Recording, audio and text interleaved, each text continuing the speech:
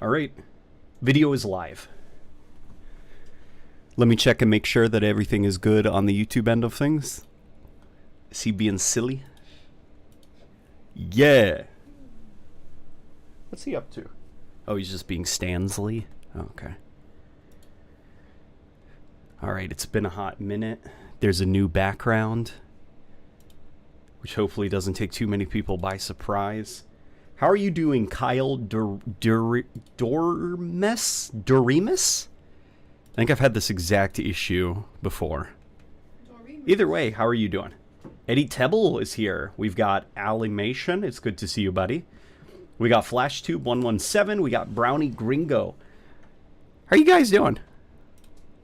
Hopefully things are good on your end.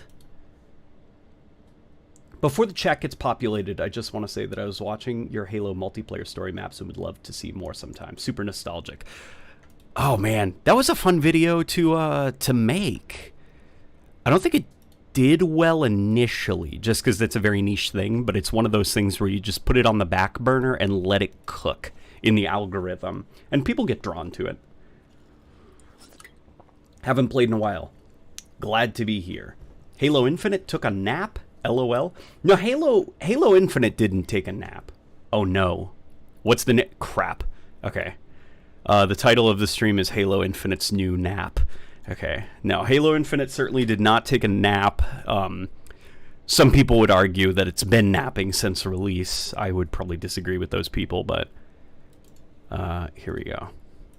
Either way, that's a funny snafu on my end. Here, let me post this to X, formerly known as Twitter.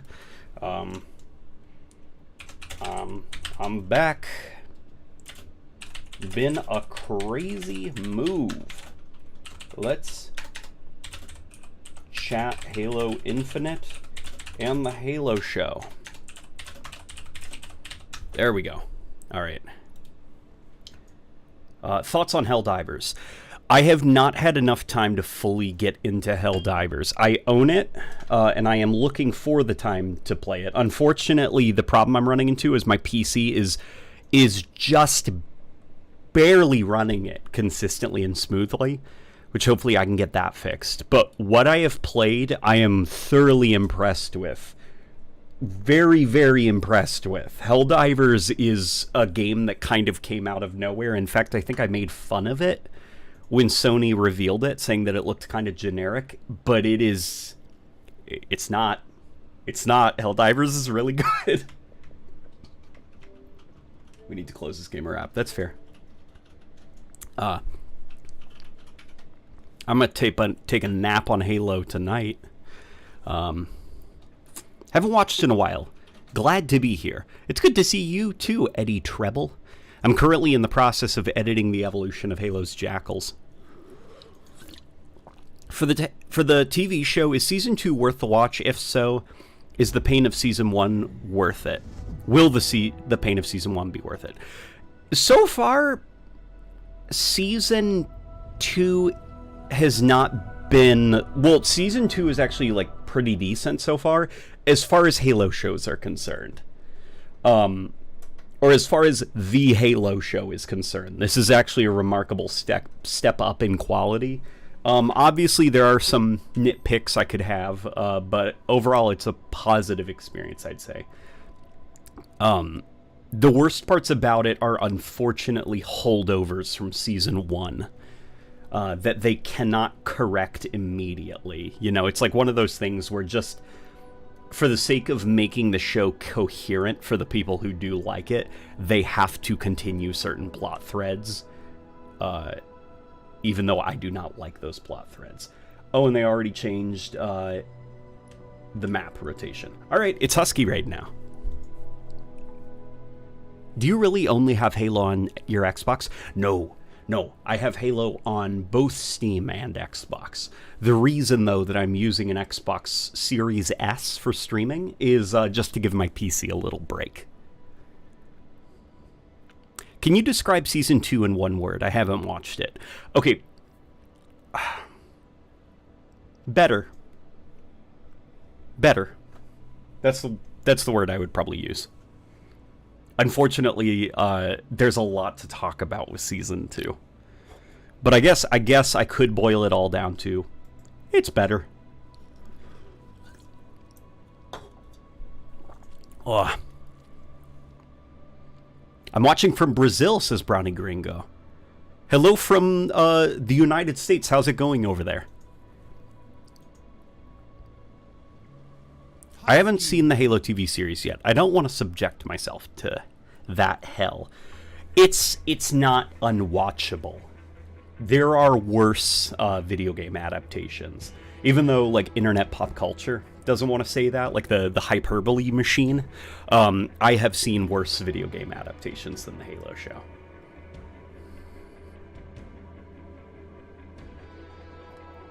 Any chance we see a review video on Halo Epitaph? Dude, I need to get Halo Epitaph. I really need to get Halo Epitaph. It's been a pretty wild week. If you've noticed, the background is a little bit different. And that's why it's been wild. Because we just moved the whole PC setup into a new, more soundproofed room. As well as had a little bit of work done on the flooring. And now things have finally quieted down and I have a little bit of time now to work. Which is really nice. And I'm also trying out a bizarre new control scheme that I kind of invented on the fly. Which is, it's basically bumper jumper, but I have swapped out the bumper and B buttons. So now B is punch and bumper is reload. Or interact. And I just removed sprint completely. From my button things. And you know what? I'm having a lot of fun with Halo Infinite not being able to sprint. I'm actually playing a little bit better because I'm not allowed to kind of like run around crazy. Thoughts on the new map? So the new map that I did not know prior to going live was actually pulled from rotation. The new map's really good. I like it. I like it quite a bit. It's essentially the gimmick is that it is a... the gimmick of the new map is that it's a... what are they called? Space elevators. And when you step outside of the space elevator, it's all 0G. But then you step in and there is actually gravity and stuff like that. So it's fun that the physics change depending on where you are on the map. Only nitpick, which actually seems to be like just a problem with Forge that I imagine they could probably patch, is grenade physics are not affected by gravity volumes. So if you're outside in 0G and you toss your grenade, that thing will drop like a rock. But if you get, like, you know, shot in the head or something, your body will float off. Same with your guns and physics objects and stuff. Currently playing Halo Wars 2 while watching. That's not a bad way to spend your time watching the stream. Hey LNG, is there any significance to the number 7? So... I don't know personally. I have only heard from other people that the number 7 is considered a lucky number in kind of like Western culture, or was considered, you know, many generations ago. And Halo was made in a very different time, and so that's kind of why Bungie got very attached to the number 7. But the show is fine if you get over stuff where characters are dying when they didn't in the original. Well, if that's the thing that's stopping you from enjoying the show, then I'd say your chances of enjoying the show are probably higher than most people. Because I feel like most people, they probably would have a bigger issue with how different characters are, period, you know? For me, the fact that certain characters die where they didn't in the original, that is a non-issue because those characters are so different fundamentally. You know? Thoughts on the new store cosmetics? I have no thoughts. They're butt ugly. This season is Chimera themed, and because of that, everything in the store is some of the worst Halo cosmetics I've ever seen in the franchise.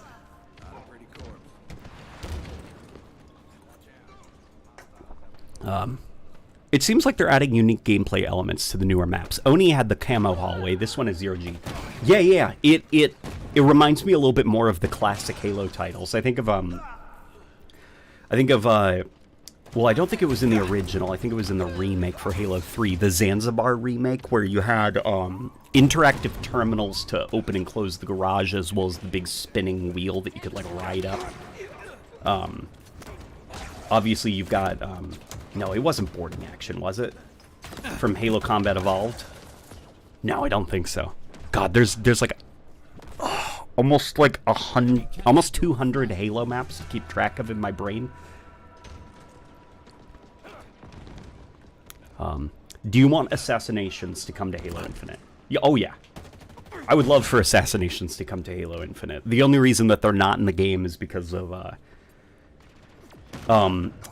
new player animation rig, if I remember right, that was not really finished during the development process of the game, so they basically had to start development as it was still in progress. And so Assassinations just could not become a part of the game. And then by the time of release, you know, there were much bigger fish to fry with all the bugs and issues, and now it's like so many years have passed, everybody seems to be moving on at 343 to a new project, so it's like I doubt that we're going to see Assassinations in this game.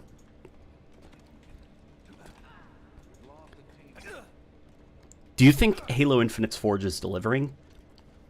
Oh yeah. Oh yeah. It's delivering. I'd say if it wasn't for Forge, Halo Infinite probably would be in a much worse state. And I think that's good. I know a lot of people get really mad about the Forge maps, but keep in mind this is the typical life cycle of a traditional Halo game. Obviously, it wasn't the plan for Halo Infinite. Halo Infinite was going to be this nebulous live service, whatever that means. But what ended up happening is, well, now the game is mostly where it should be, you know, still missing some quality of life features, missing modes and stuff like that. But Forge is at a point now where a lot of those missing game modes and stuff can be patched into the game using the Forge tool, rather than having to make a new developer-created mode. So it eases the burden on the live team that is still working on Halo Infinite and is running on a shoestring budget. You know, I think that's ultimately the biggest thing about the Forge mode in this game that kind of like, that makes it more important than normal for Forge, is that Halo Infinite is kind of like a very incomplete Halo game, but thanks to the robustness of the Forge tool, it's able to fill in the gaps. You know, Firefight was missing, well, you make Firefight in Forge. Same with Oddball and stuff, you can make that in Forge as well.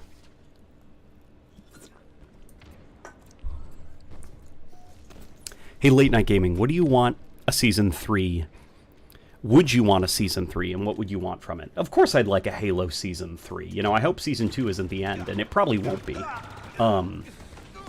What I would probably want from it is that it is a soft retelling of Halo Combat Evolved. And for them to try to start to stick more to the game canon, which Season 2 is doing very loosely. You know, like, Season 2 has a lot of differences, but they are, for the most part, sticking kind of, like, things seem to be lining up to where we are going to enter a loose retelling of the games. You know, with a couple of minor differences here and there. Okay, well, more major differences, you know, like the Covenant having, like, a human. But hopefully you catch my drift.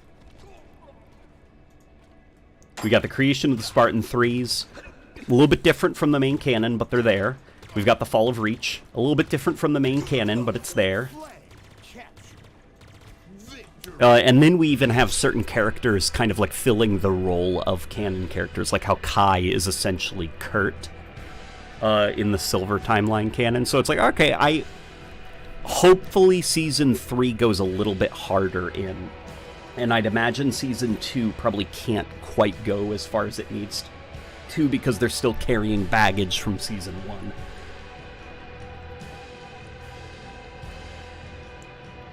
Halo 2 Zanzibar is what you're talking about. No. Halo 2 has Zanzibar, but I don't think it had the actually spinning wheel. I don't think that worked in matchmaking, unless I'm completely misremembering. I thought it was Halo 3's version of Zanzibar that had the spinning wheel. Greetings, LNG. Has the show not sucked yet? I'd say the show hasn't sucked since Season 2 started. Hola, late night. Wart, says Roberto. Since content update 29, I've kind of lost all interest in the game. Maybe it's clear to see that they've given up pretty much, so have I. Maybe I should have done this earlier. I'd say if you still enjoy the game, keep playing it. It's no different from when Halo Reach released.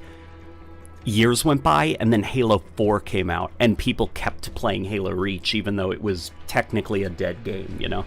If you like the game, keep playing it. Believe it or not, there's people who still play Halo 5 just because they like that game. There's a guy on YouTube called, like, Halo 5 Daily or something like that, and he tries to make a point to upload a Halo 5 clip or a Halo 5 game every day. And he seems to genuinely just like Halo 5, and that's why he does that, even though Halo 5 is a dead game, you know?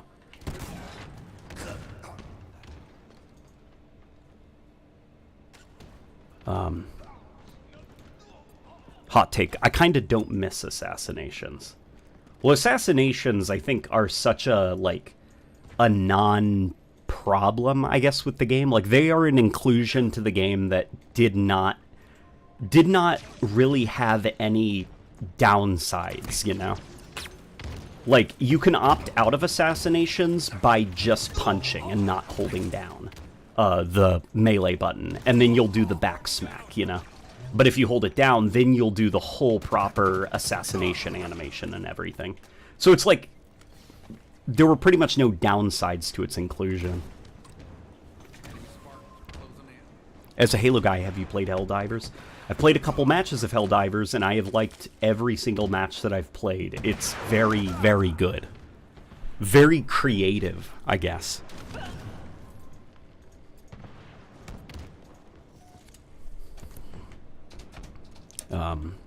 Are Forerunners humans late night? Not in the current Halo canon. But once upon a time.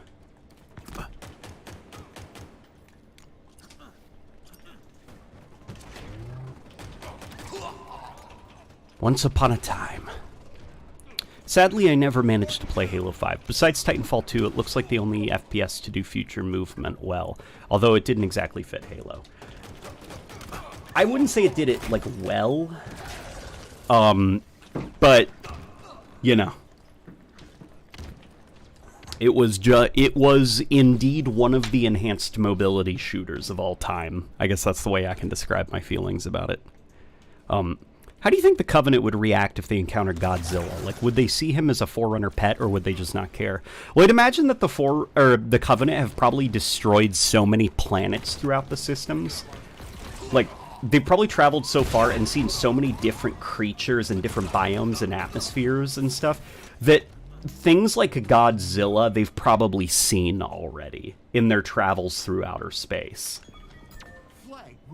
Like, I'd imagine if they found a planet with enough oxygen, I guess, in the atmosphere, dense oxygen, to where creatures have to be kind of like that big, they'd probably just think Godzilla was just like a generic life form, you know?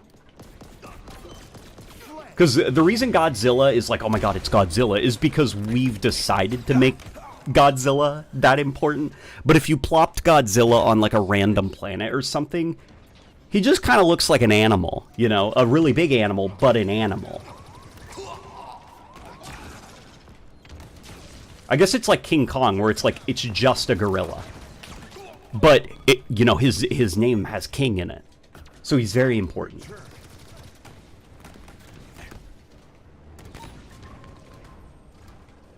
Bro, please tell me you're going to be playing the Battlefront collection. Oh, I wouldn't miss it for the world. Are you kidding me?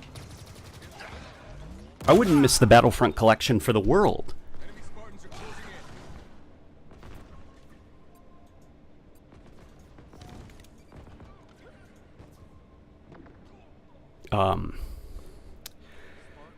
Hey, Late Night, what do I have to do in the settings to get the remastered classic textures in combat evolved? I remember you mentioned in a video, but I can't remember the video you said it in. Okay, so if you want your guns in Halo Combat Evolved on the MCC to have remastered textures as well as the vehicles, all you have to do is when you're starting a Halo Combat Evolved campaign, set weapon skins to on or enabled, you know? It'll say like difficulty, classic music, enabled, disabled.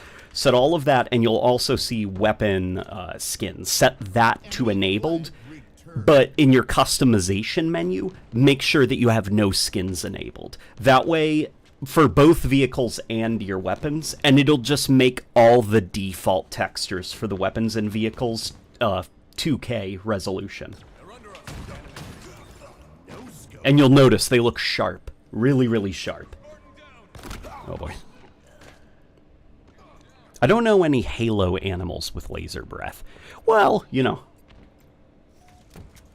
Who knows? I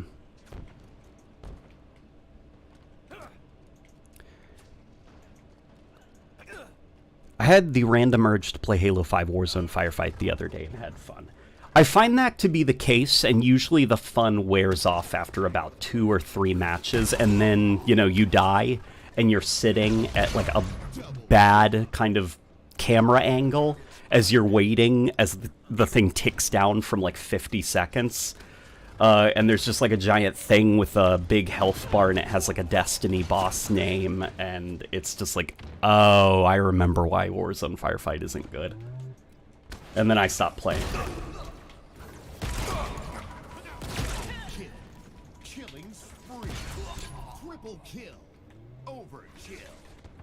Oh boy. Do you think the nanosuit soldier from Crysis or a Spartan would win in hand-to-hand combat? Depends on who has the plot armor, I guess, and who is writing. You know? I'd say maybe Chief? But that's my own personal bias speaking, you know? Halo Infinite Gravity Hammer moment. Yeah, dude, the hammer is so overtuned in this game. And you know what's wild? The Halo subreddit now agrees. I remember back a couple months ago when they buffed the Gravity Hammer, I was talking to the wife because I said on Twitter, like, guys, the Gravity Hammer's overpowered. They need to nerf it. And it was like almost universal. People were like, no, it has to be a viable weapon. Now it's viable. And I was venting to her. I was like, it's like no one gets it. Like, it is overpowered. And she was like, I believe you, honey. Cut to a couple months later, now the Halo subreddit is like, it's overpowered. Why is 343 and I'm like pulling my hair out. It was like, I was first. You hated me because I was right. What would you want from the next Halo? I want the next Halo, okay, personally, I want the next Halo to be, like, I want it to be very similar to Halo Infinite in terms of gameplay. Like, I don't want changes, you know? If I were to implement changes, I'd probably get rid of sliding, get rid of the scoping on weapons that don't have a scope. But outside of that, people seem relatively happy with the combat loop, and I'd probably re-enable things like, you know, more enhanced Bungie-esque player physics, as well as player collision. And then I would just, you know, make the game release in a kind of more finished and polished state. But I think what would probably be healthier for the Halo brand, I guess, is if they design a game that is a little bit more, not following modern trends, but seems to be a game that is more in line with what I guess, like, modern players are interested in. I feel like the 4v4 Slayer, capture the flag type stuff, it's not the thing that the kids are obsessed with nowadays, you know?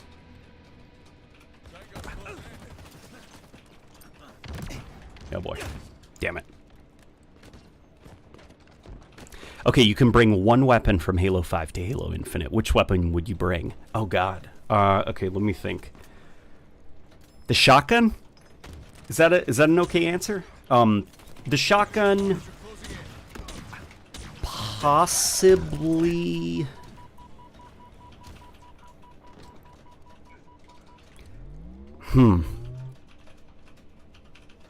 That is a great question. That is a great question. You took me by surprise. I gotta think for a hot second. Okay, let's see. I'm trying to think. Storm rifle. No, because the plasma rifle I think is a little bit too overpowered. It would like break this game if you just ported over Halo 5's version of the plasma rifle.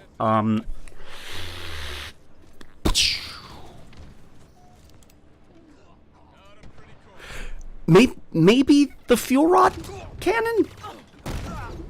Maybe the fuel rod gun from Halo 5? Either the shotgun or the fuel rod gun. I'm sure someone's going to give... Well, the sticky detonator was in Halo 4, not Halo 5. Enemy captured your flag.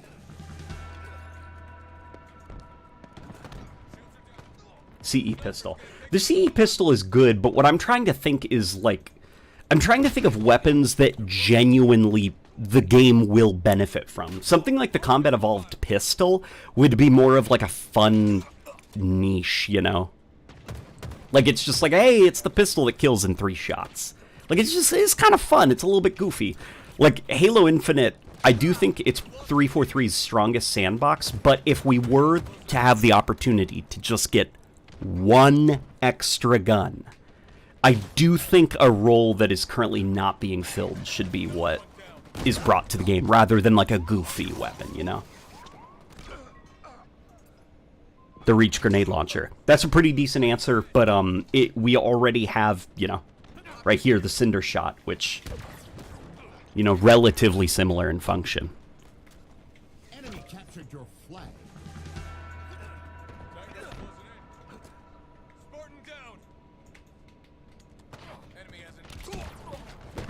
I miss when Halo set trends, not followed them. Yeah, I do too, but unfortunately right now, Halo is in a position where it's been following trends for so long. And, you know, making a game that is more along the lines of what people expect, like following modern gaming trends, but creating an experience that appeals to modern gamers and what modern gamers want, and while at the same time being something that they haven't played before. Like, think of something like Helldivers 2, where it's like that is 100% a game developed for modern gamers, but it's something that people haven't quite played, and because of that, it's taking the gaming world by storm. Like, that kind of creativity. Now, if I said, I want it to be like Helldivers 2, you know, something new. Well, by definition, it's not something new. It's copying Helldivers 2. So I'm not quite sure what the answer would be. I'd probably have to think about it for a while.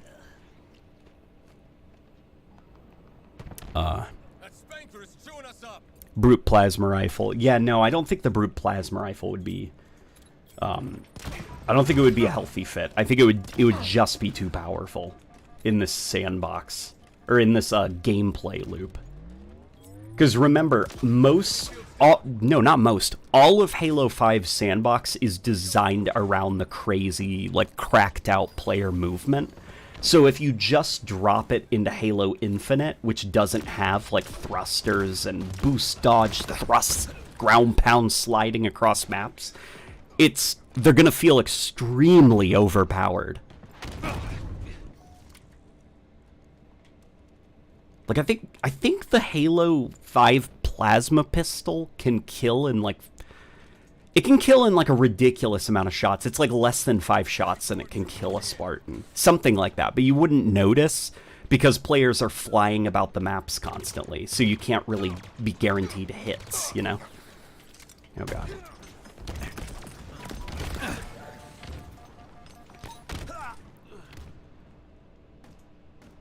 What do you think is a realistic timeline for the next Halo game? What year is it? Okay, probably 2027, 2028. If things move quickly. If things don't move quickly, then probably 2029.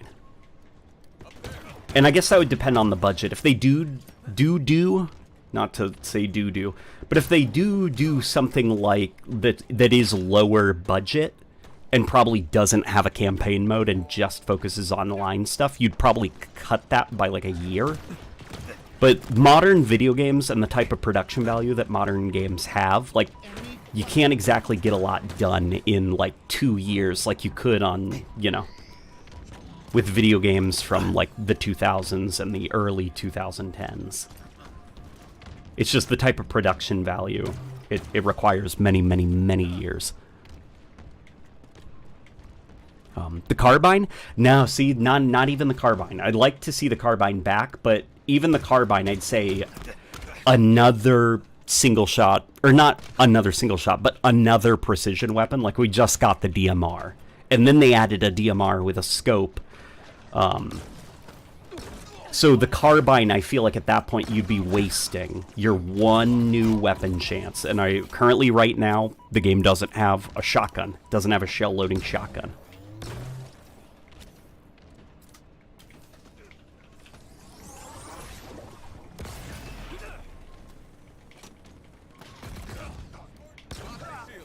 Oh boy.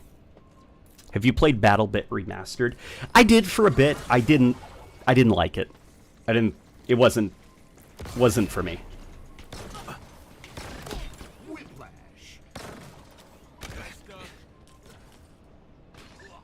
What do you think?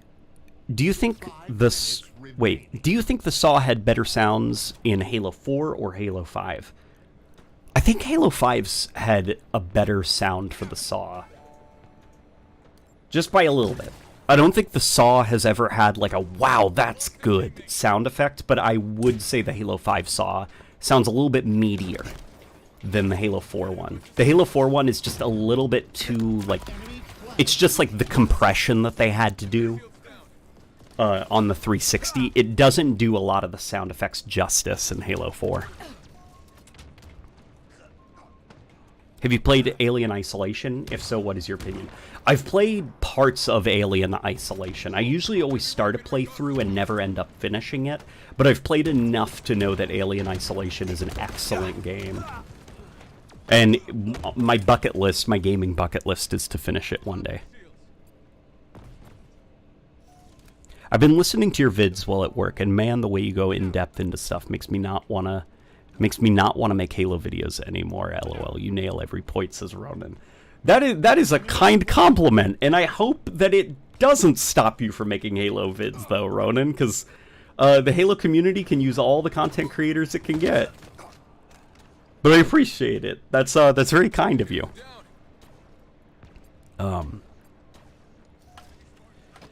Isn't the double barrel shotgun supposed to release and was almost finished? Something like that. I'm not sure what's going on with all those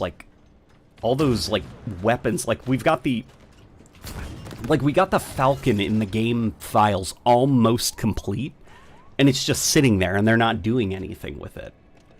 And then there's also that double-barreled shotgun. I do honestly wonder if a lot of that stuff that's sitting in the game files was probably planned at one point to be added to the game, but now it's just kind of all on the back burner and just being saved for their next project. Bro, I am absolutely destroying these croutons right now, says a bird with arms. Enemy captured your flag. You ever have those moments where you just like open the bag of croutons and you're like, I'm just gonna have a few, and then that becomes a habit every day, and by the end of the week you're just chowing down into the bag of croutons like it's a bag of chips.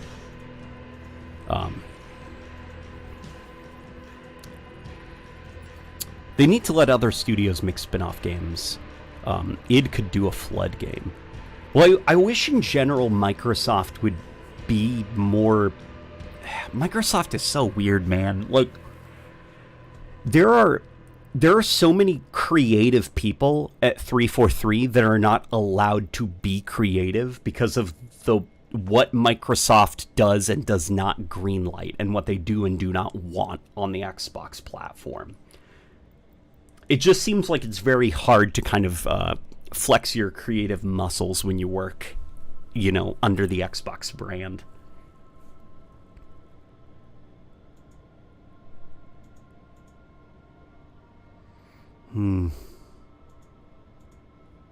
Also, the Halo 2 SMG would go crazy. The Halo 2 SMG would absolutely benefit this game, but the question he asked was specifically what Halo 5 weapon would I want to see ported to this game.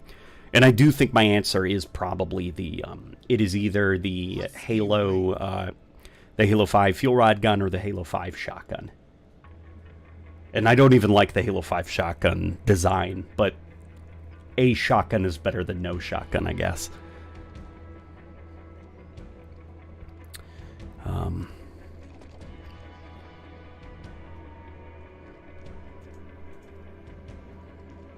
Let me see, there was an interesting comment. I want to talk about maps and weapons, but you and Luke go so in-depth it's actually overwhelming. There are probably things that you have to say that we have not brought up. And what I'd also say probably is if you are feeling inspired to like do something, like go in depth on something, just do it. You know, just do it your way. Don't worry if we've already covered something. Don't even worry if it's something we've already kind of like exposed to the Halo community. If you think you can make something even more in depth from that, you can use those videos as a launch pad for your expanded thoughts on a thing, you know?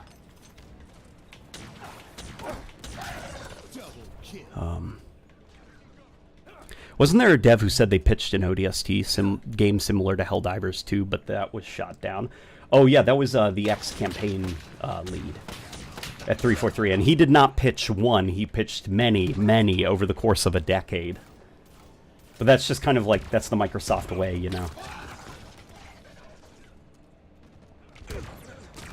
For whatever reason, Microsoft did not want a game like that. Down there. They're close.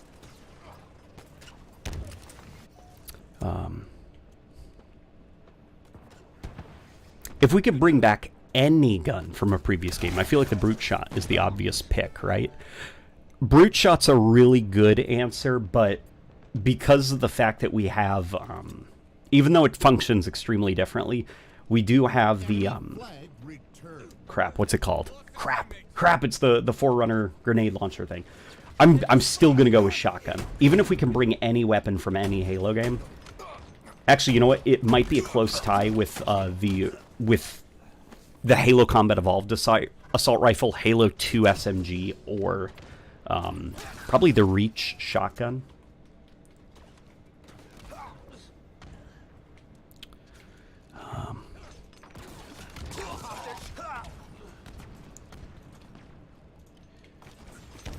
To be honest, I'm so disappointed with the TV show. They could have simply did the story by the books or something. Well, I'd imagine some of the reasons that you want to do adaptations is because what works in the book will not necessarily work when translated to, like, TV or something. As well as, like, as well as some things in the books are just so beyond the budget of a TV show that it probably wouldn't even be, like, financially realistic.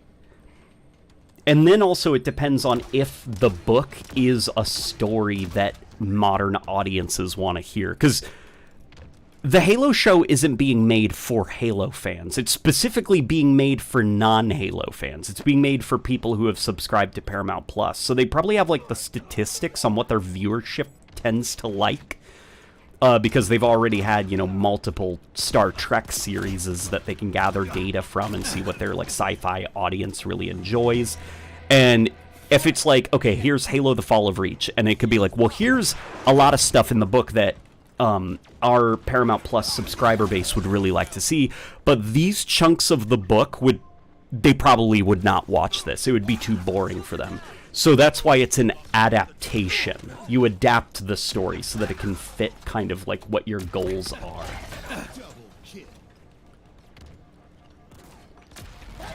You know, and adapting things goes as far back as, well, I guess adaptations are concerned. Like, even if you get really deep into the Lord of the Rings community, there are, like, diehard Lord of the Rings fans that have a bone to pick with the Peter Jackson movies because of choices it made when adapting the source material. It made quite a few changes in order to make Lord of the Rings more exciting in a movie setting. Now, obviously, if the adaptation is successful or not is another story entirely. You know, Lord of the Rings was a good example of, like, changing and modifying the source material. Or Halo, you know. Halo has already, I guess, made its bed, and now it must lie in it, as the saying goes. And so far, Season 2 is doing an admirable job of trying to clean up the mess that Season 1 made, I'd say.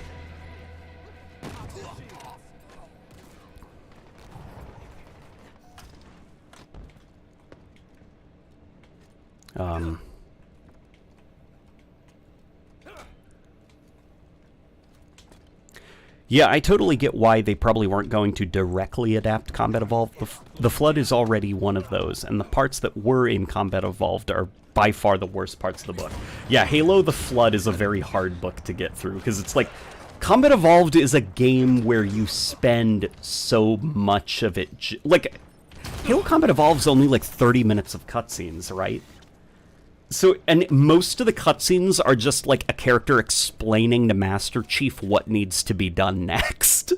And the gameplay is just like going from room to room shooting people. And it's like, yeah, that's kind of what the book is. It's just how many different ways you can describe Master Chief tossing a grenade than putting a new magazine into his assault rifle.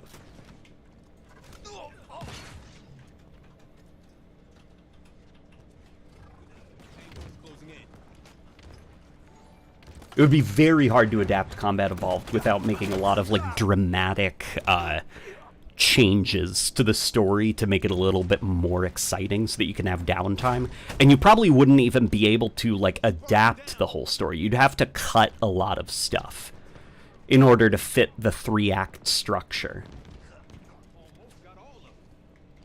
You'd probably have to combine the Truth and Reconciliation with the second level of Halo, because you couldn't do, like, you know, like the crash landing and then we hang out for a bit and then we have to save Captain Keyes and then we hang out for a bit and then we have to find the silent cartographer and then the control room, like the movie would feel like it's meandering and like it has no direction. You'd have to kind of condense a lot of stuff together and kind of cut certain plot points out just so you can neaten up the pacing of the movie.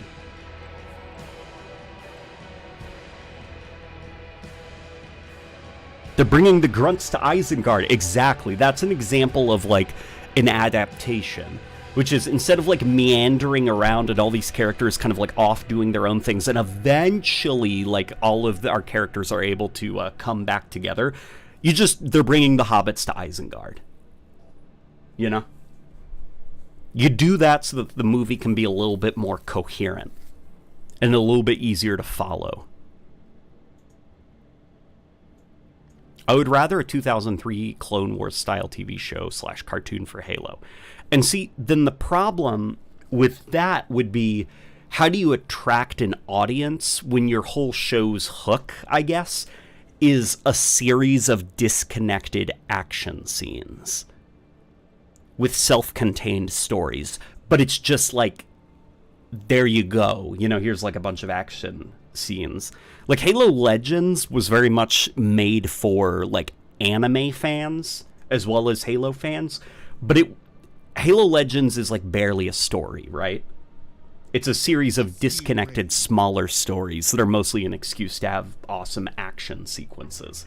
You need something, like, you're not going to get the Breaking Bad audience watching a Halo Legends type show, you know? You do need something that's more narrative, I guess.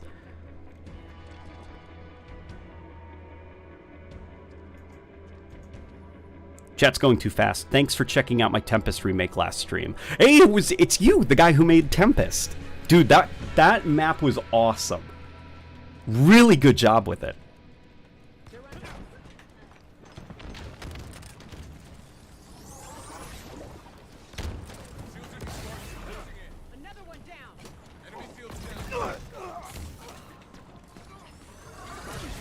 I do think, unfortunately, like, the Halo show, it is hurt by the fact that it has to be a Halo, like, a show, and also it's hurt by the fact it's a streaming service show. For one streaming service. I do kind of wish that Halo was able to become kind of like a movie series, like was originally planned. Oh boy.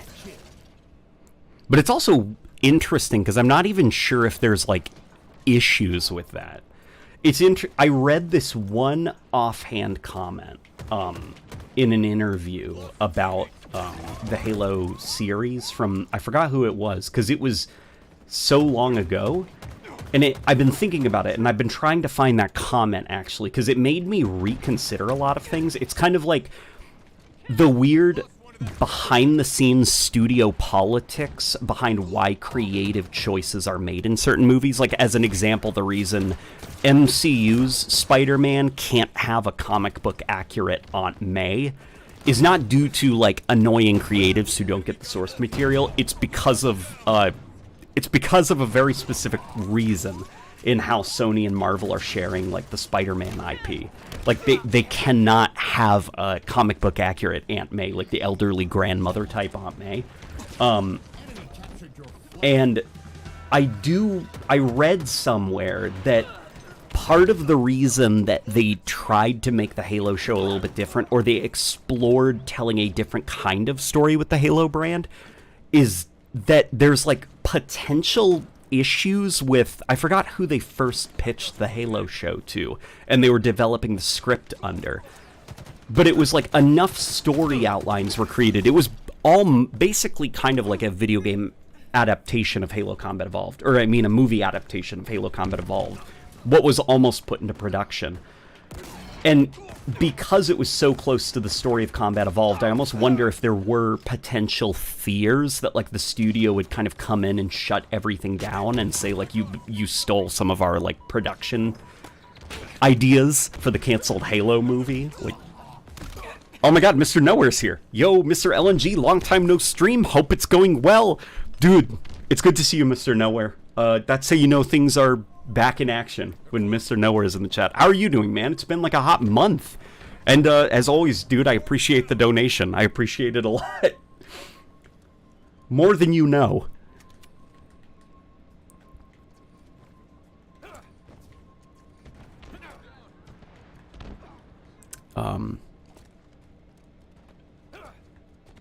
Narrative Arcade made an amazing video essay on why it's so tough for Halo to make it through the current Halo, or the current Hollywood process. It needs to be an epic movie series, not a series. Yeah, the, seeing that video was very good. I know the one that you're talking about. I saw it as well. I also hate what they did to Cortana and Sergeant Johnson. What the F were they thinking? 7 years? Master Chief is good in Cryosolid much longer. Huh? Wait, I think I'm missing some context. Just spent all day working on a Halo Infinite review. How are you doing, LNG? Spent some of the day working on the evolution of Halo's Jackals, and that is actually coming along pretty well. At first I wasn't quite sure where it was going, but now the vision is starting to come through a little bit.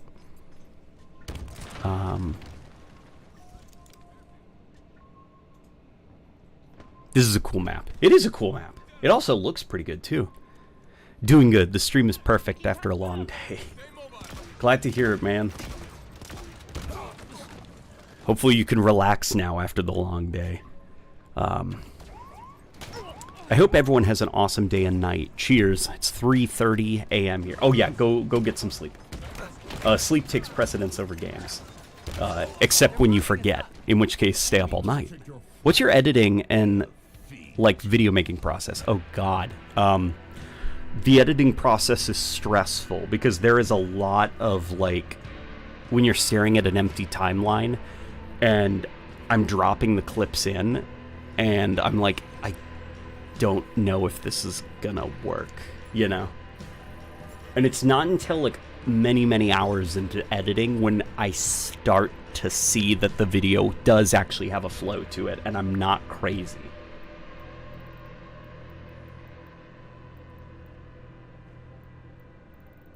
Here, let's play some Team Slayer.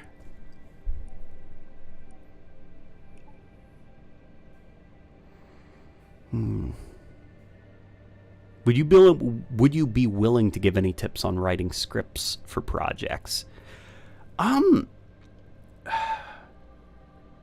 So it's, what I would say is get yourself to a place where you don't have any distractions. And distractions don't necessarily need to be like, put yourself in a quiet spot. Sometimes it can be a super crowded spot. What I mean by distractions are like, get yourself away from like easy access to like comfort stuff, you know, like, I think I'm gonna go make myself a snack. I think I'm gonna go see what's on the internet, how everyone's doing on Twitter. Like, get yourself away from that, even if you have to get like an iPad with no apps downloaded on it and you write only on that. Like, do something like that. And get yourself into a place where it's like, okay, I can't distract myself by going to get food, playing a game, checking out Twitter, seeing what people are arguing about there. You know, like, you're just kind of like forced to sit and write. That would be the first step, probably. And also, like, don't force it, you know? If you're not in the writing mood, if like nothing's in your brain, sitting and stressing yourself out isn't gonna fix things. Like, just kind of sitting there and kind of like forcing it out isn't gonna work either, because then you're just gonna get like really stressed and burnt out. Oof. There we go. Sorry guys, aiming felt a little bit weird. Why did they change Cortana's face in Season 2? I'd imagine it's budget reasons. Jen Taylor on her Twitter, she actually posted a behind the scenes with the actress who plays Cortana. And they have her in, like, the actual costume, and she's got, like, LED lights, you know, so that, like, it can help a little bit with the VFX, because there's already, like, illumination there. But, you know, then the VFX team, they also have to make her, like, opaque and make her look very hologrammy. What it looks like is it looks like it was done for cost reasons. Because in Season 1, Cortana was she was like a hybrid of Jen Taylor and the lady who plays Dr. Halsey, like their faces. So it was like a completely digital CGI creation. And that was probably a lot more expensive than just hiring a person and having her lip sync with Jen Taylor's dialogue.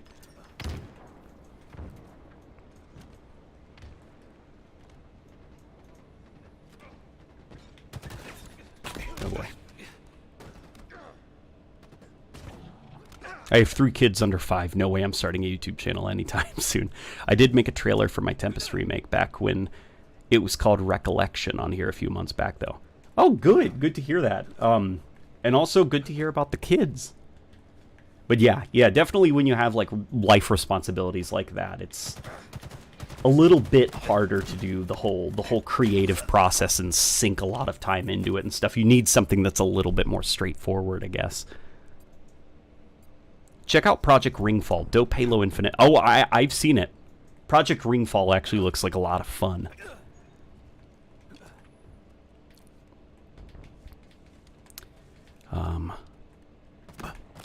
Oh boy.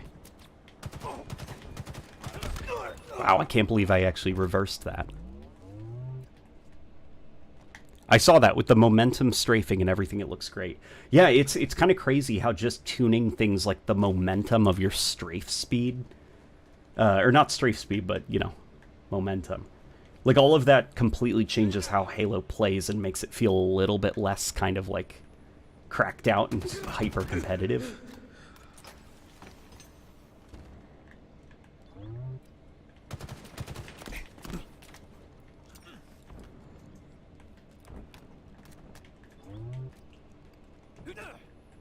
What is one thing you want to see in the next Halo game? One thing? Only one thing. One thing I would like to see in the next Halo game. Probably Emblem, the Emblem creator. I'd like it back. It's been over a decade, and I'd like it back. You know, I still miss it. I'm still not used to just like a Halo the series not having an emblem creator. Oh my god, Q Alter just gifted 5 memberships. Here we go. Okay, we got Dragon Lord 404, Recon, NODST, Gus D'Souza, Kawi ZX Tenor. All of you guys have just joined the channel as members. You all have access now to various emotes, including Craig, that are at your disposal. Feel free to spam them in the chat as we speak. And Q Alter, that was very nice of you, buddy.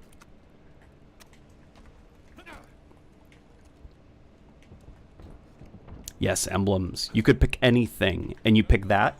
I could pick anything, and I picked that because it was the first thing that popped into my head. I guess the reason that I picked colors is I was trying to think of, well, okay, the obvious things.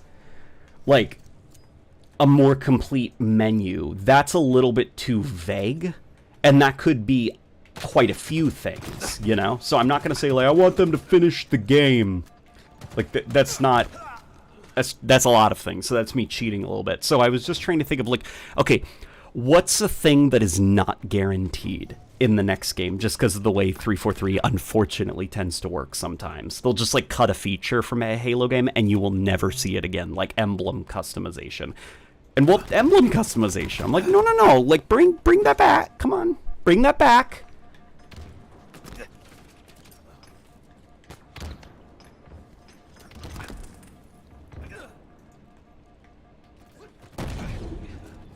I have a new addiction, and it's called Helldivers 2. Helldivers 2 is a game I can't wait to actually properly sink my teeth into. To just have, like, a moment to breathe for a little bit and be able to play it. So, Halo Reach, basically. Yeah, you know, I would not be bothered if the next Halo game was basically just Halo Reach. But running on a new engine.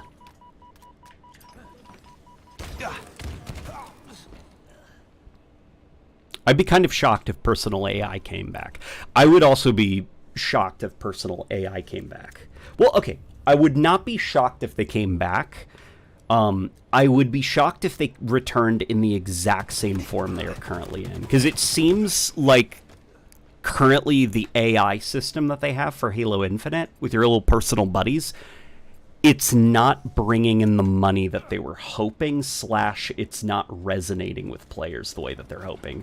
Given the fact, you know, that they basically dropped all support for personal AIs. They're just, like, not working on them or making any more.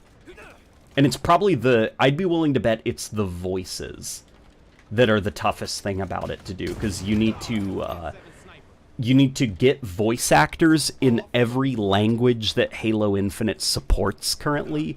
You'd also have to create subtitles for all of that. You'd also have to pay, you know, like, translators to work on those subtitles, and you'd also have to have localization, making sure that all of the lines are acceptable in different languages, to make sure that you're not accidentally offending somebody because a word in English is actually very different in another language, you know? It's kind of like, it's kind of like a bugger, you know? Like, for English speakers, for Americans, like, bugger is, like, fine, you know, that's fine, it's just like bugger. But in the UK, bugger, or not the UK, I forgot what country it is, bugger actually is, like, a pretty offensive term. And so that's why after Halo 2, Bungie never called the drones buggers again. You know, outside of them personally referring to them as that. But, like, I mean, in the game, you know. Good day. Have you seen Reb's report into MCC's development being halted due to no monetization? Couldn't say I didn't foresee it as the reason. Yeah, I did see that. And it totally makes sense.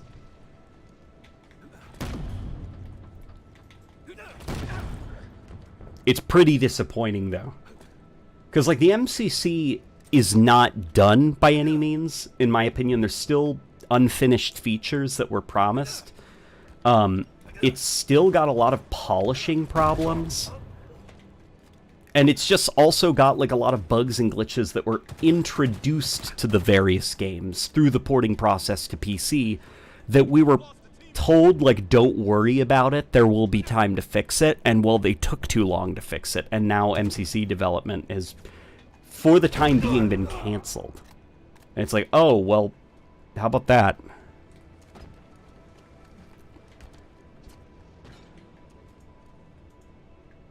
They're only listening to the HCS guys on adjusting the sandbox for perfect balanced gameplay instead of what's fun. 99% of Halo players just want to pick up and play and have fun. I disagree with that. I think that they're actually, you'll find that they're listening more to the casual players than the competitive players. Because I promise, it wasn't the competitive players that wanted the gravity hammer to be overpowered. It was, you know, the people saying, it's a gravity hammer, it should be, it's a power weapon, I want to feel powerful with it. You know, I want to just run around and get some kills with it, turn off my brain a bit.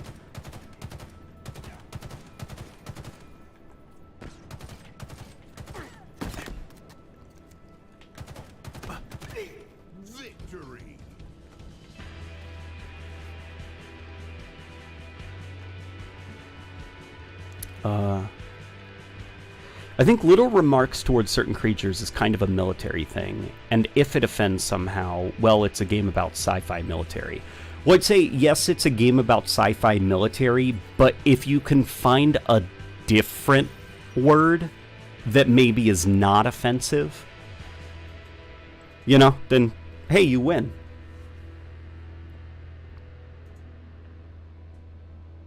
Like, it's like, no. No, I'm not getting into this conversation, because we're about to get, things are about to get very bad. Give me a Sergeant Johnson AI. I am disappointed that they were not able to get a Sergeant Johnson AI done in time for, like, kind of like the shutdown of development for AI characters. Let's see. Let's play Halo 3 Refueled for a little bit. That's true. I think it was more before the layoffs and management changes at 343. See, it was never really like that. That's a thing that I guess, like, people don't quite understand, is that, well, yes, there is an esports push. There's an esports push, as in to have esports for Halo, with a sandbox that is designed more for casual players, or what casual players think that they want from a Halo game. Like, as an example, like the assault rifle having so much range, so much accuracy, and 36 rounds per magazine. Well, that was done not to make it more competitive. The opposite. It was done to make the assault rifle an easier gun to get kills with. And as a side effect, everyone can get kills easily with the assault rifle. So the tension is, or not tension, the opposite of tension, the stress, I guess, is raised in moment-to-moment gameplay, because everyone spawns with a very easy-to-use weapon with a lot of range. And players perceive that as, well, the game is more sweaty now. And it's like, it's sweaty accidentally. It's sweaty because everyone was kind of given a laser beam weapon that is very easy to use.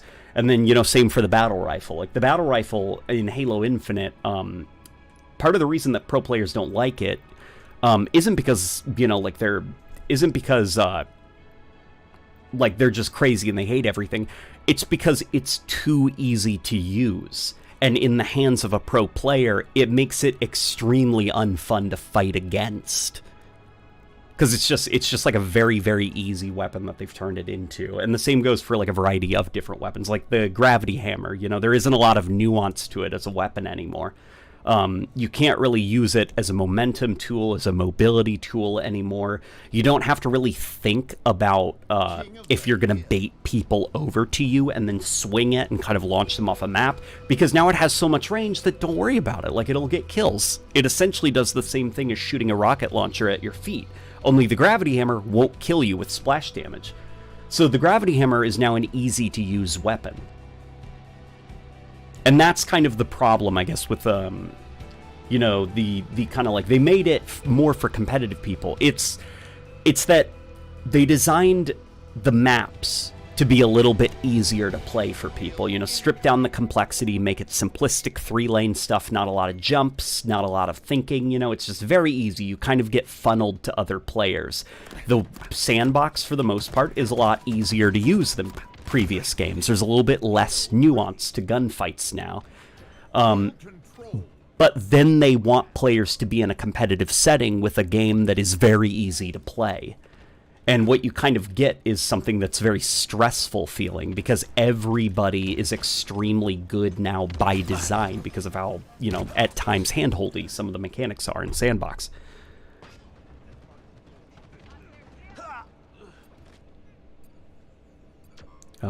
Pulse Carbine has limited auto aim. I don't know what part of that would cater to competitive players. Yeah, you know.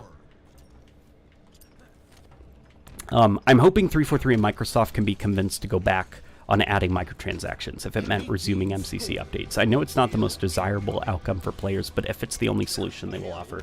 See, what I'd like to see is not microtransactions. I'd like to see payable mods, like being able to spend like $3 on like a cool mod on a cultivated and kind of like monitored storefront that 343 curates. Because I'd rather have that than like retroactively adding microtransactions to games 343 didn't make, you know? That would feel a little bit scummy to me, at least.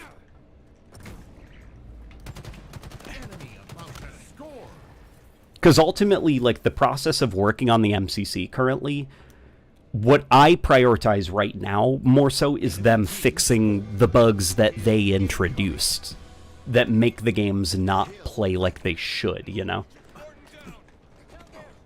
There are things like the quality of life features that are very nice, like crossplay and, you know, field of view sliders, support for frame rates above 30 FPS. But things like the gameplay bugs, balancing issues brought on by those older games running at a higher frame rate, top of a variety of other various issues like broken, busted shadows on Halo 3, certain set pieces not working correctly. There's a lot of problems with the MCC that I think are like, well, you guys broke it, can you at least fix it before you're done?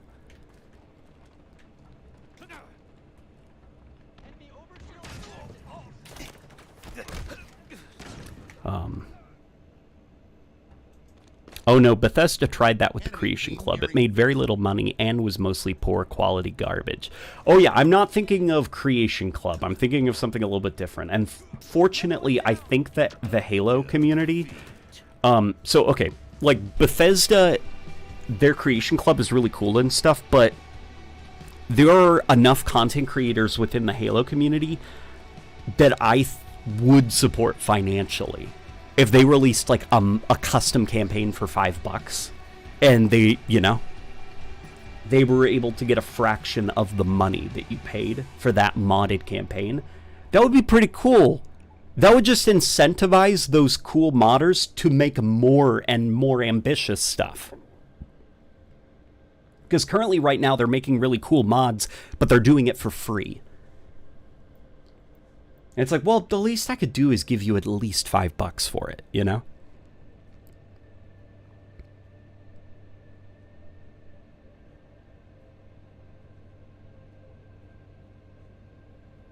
And that wouldn't be 343 completely locking down mod creation, because you'd still have stuff like Nexus. You know, you'd still be able to go to Nexus and download mods and stuff, just for like a more direct way to support certain content creators financially. I think that would be an interesting way to go about it. I mean, obviously there's things that I haven't considered, but, you know.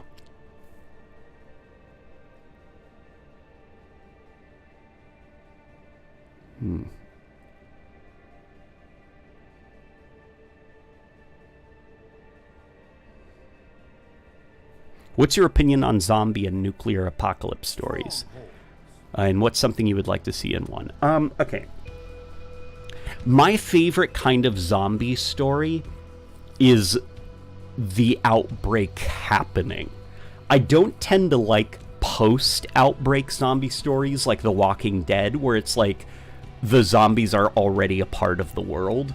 I like the confusion and the chaos of the dead are rising, and there's like ambulances crashing into like, I don't know, fire hydrants, and people like running around in the street, and like zombies also running around and attacking people, and no one knows what's going on. Like that stuff is more fun to me, at least. I also really like zombie stories. As I've gotten older, I've started to really appreciate zombie stories about the dead rising, rather than it being kind of like viral in nature.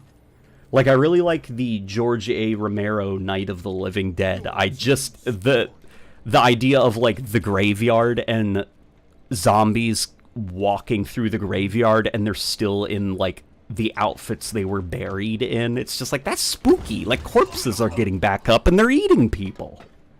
Like, that's spooky, you know? And as far as nuclear apocalypse stories, I like ones that take radiation extremely seriously. Like, not so much Fallout, where it's like there was a nuclear apocalypse and radiation is kind of treated more like a joke, you know? I like something more like the novelization of, you know, like, not novelization, it was a novel to start with. Like the Metro 2033 book series, where the radiation is handled with a lot of, like, authenticity.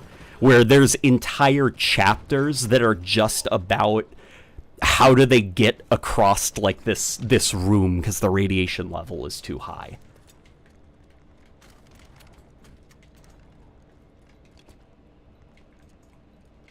Your idea sounds like the fully paid mods that Bethesda already tried pushing before CC. The only way I see paying for mods working are as optional donations. Hey, if that works too, that's okay. That's just the thought that I have. Is I think a more curated storefront within the MCC where content creators submit mods through 343. And they'd probably have a team there that's, like, verifying and checking to make sure, you know, and there's a review process that probably lasts, like, 2 weeks or so, and then your mod can be approved or unapproved or something. Enemy Spartans are closing in. And that way, like, low quality stuff doesn't get through. Hopefully, theoretically. Pop their shield.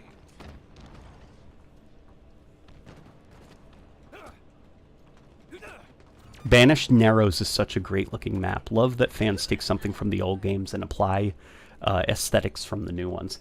Yeah, I really like the new coat of paint on old classics. Hey, a bit like Tempest, you know? Have you submitted Tempest to 343? They're currently looking for new maps.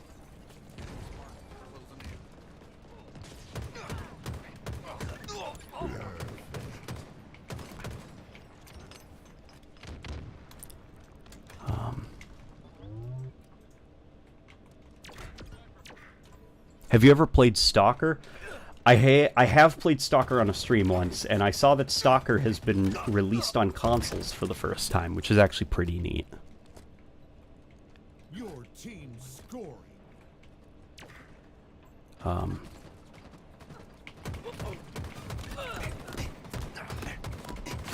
Let's see. Oh, that works different than CC, since CC is stuff developed by reputable modders, but the mods are not vetted by Bethesda themselves. Yeah, no. I don't want it to be like a creation club, where it's just kind of like a dumping ground of hot garbage and Bethesda doesn't care. I want something that is more curated, even if it means that, like, some stuff is just not allowed because it's too violent or whatever, like, or, you know, it's infringing on copyrights, like somebody added Mass Effect music to the Halo mod or something. Like, there being a strict set of rules to follow. Like, you can't rip stuff from other games. You have to make the assets yourself. You can't rip music from other games other than, like, you know, these specific Halo games. Like, everything has to be kind of made by yourself in order to ensure that, like, content is high quality. That way there's, like, a strict kind of, like, you know, for this specific storefront, hypothetical storefront on the MCC, they have to follow specific rules so that it can be very well curated. And that would functionally be endless content for the community, or endless DLC add-ons, you know, because, like, hey, did you see that new Halo 3 mini campaign that released? It's like $4 on the MCC, like, mod store. And then you try it out, and it's like, hey, that's pretty good.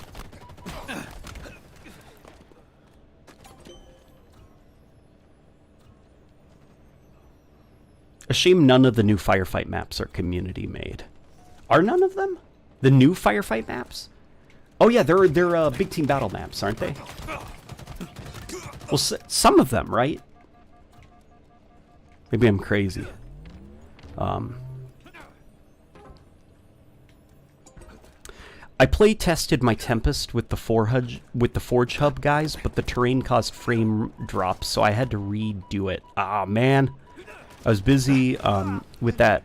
A team of forgers made their own version, and that's being at... What? Really? Man. Okay. All right. That's disappointing to hear. What was causing the frame drops then? Because at least when I ran around for like a hot second, the frame rate seemed smooth. Was this on different systems, like lower end Xboxes? Because I know one of the live guys who worked on... No, he's not live on the live team anymore, but he was on the live team for Halo 5. He deliberately played all the maps on the original 2013 Xbox One. And the reason he only played on that original Xbox One instead of like an Xbox One X was so that he could be experiencing worst case scenario. And that's kind of how he judged, you know, like what gets added into matchmaking and stuff was how well those things ran on his crappy Xbox One. Because, you know, if it's running badly on his, it's going to be running badly on other crappy Xbox Ones that people are playing Halo on. I don't know, man. I wish the original Xbox One system was like Sunset.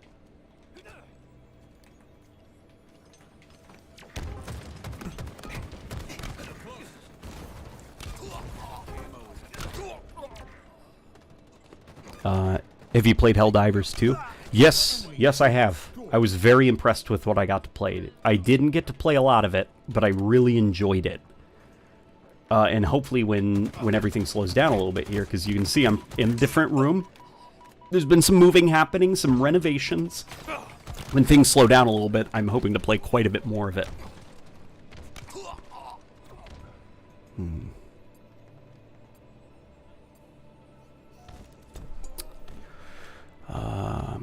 Your team scored.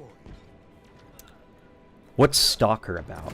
Stalker is very similar, I'd say, to like most of those like Euro Chernobyl stories, like, you know, your Ukrainian/Russian storytellers who are telling stories about the Chernobyl disaster or clearly inspired by the Chernobyl disaster. So you got a bunch of sad people wandering around a mutated wasteland after like an accident of some kind. You know, you've got some mutants, you got some supernatural stuff, some religious existentialism.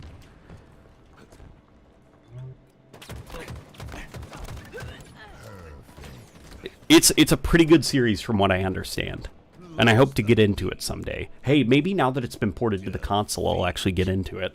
Not that I don't like playing on PC, but more so lately, I've been playing quite a bit on the Xbox, on the gigantic 4K HDR TV that I have.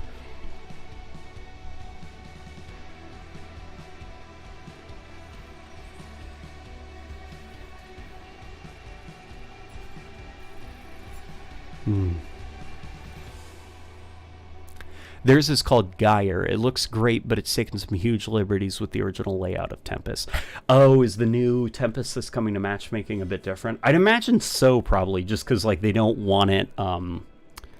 Halo Infinite plays extremely differently from Halo Reach, so some things will have to change, as well as like just the way that like modern players expect maps to play, or 343 thinks modern maps are expected to play. They probably have to do things quite a bit differently, right? Look up Roadside Picnic. Yeah, Roadside Picnic, basically. You're cute.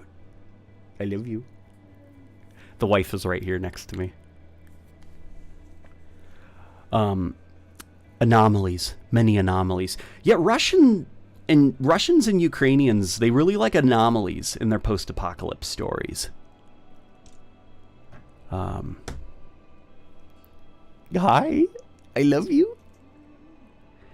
It's unfortunate that both Microsoft and mainly Sony are still producing games for last-gen systems and making their next/current-gen consoles useless. What's interesting, because like we're at a point now where games are so scalable that it's almost like the concept of the console generation is sort of dead. Like you're not really seeing anything anymore where it's like some of it is definitely because like gamers want things on consoles to be running at 60 FPS or higher while also being at like 4K resolution. So it's like, okay, that only affords you so and so amount of rendering time. So you can't exactly push a lot of innovative tech anymore beyond visuals. But some of it also is just like there's starting to be hard limits on how much more advanced technology can get. And so because of that, games are becoming more and more scalable. You know, we don't really have like the leap from the PlayStation 2 to the Xbox 360 anymore. That doesn't really happen anymore. Might have missed one. Oh no. Okay. Regarding the Brute Shot earlier, the Cinder Shot emulates Halo 2's bouncy BS, while Halo 3's Impact Detonation BS is emulated by the Hydra, also scrapped canon. It's emulated in theory, but it almost never actually works. Yeah. It almost never actually works, or feels quite right, I guess, in a multiplayer situation, which, who knows, maybe is just because of the way that the netcode is working. Like, it'll be interesting to see how these weapons perform with the netcode fixes that are hopefully still coming.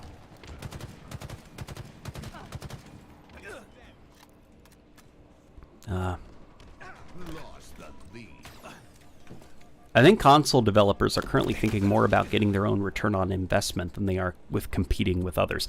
That's another thing also, is game development is now so expensive, and it's taking so long to get like these crazy high budget games out the door that it's now starting to become like a priority to make the game profitable, which means, you know, porting it to as many systems as you can. Yeah, High Ground, my beloved. This is still, I think, one of my favorite Halo maps of all time. High Ground. It's a one of a kind. I really like Halo maps that are asymmetrical and kind of have specific combat fantasies about them, like storming a base with a bunch of vehicles. That's why I also really, really like Zanzibar. Damn it. Okay.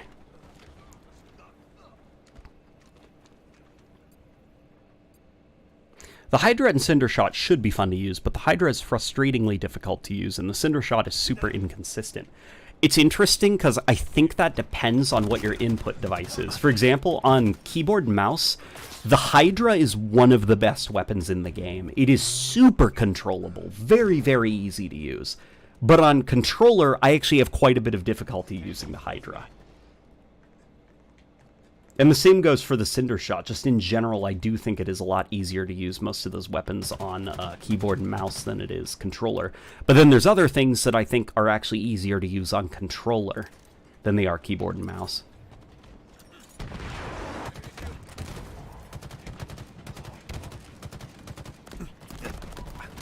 Damn it. Okay.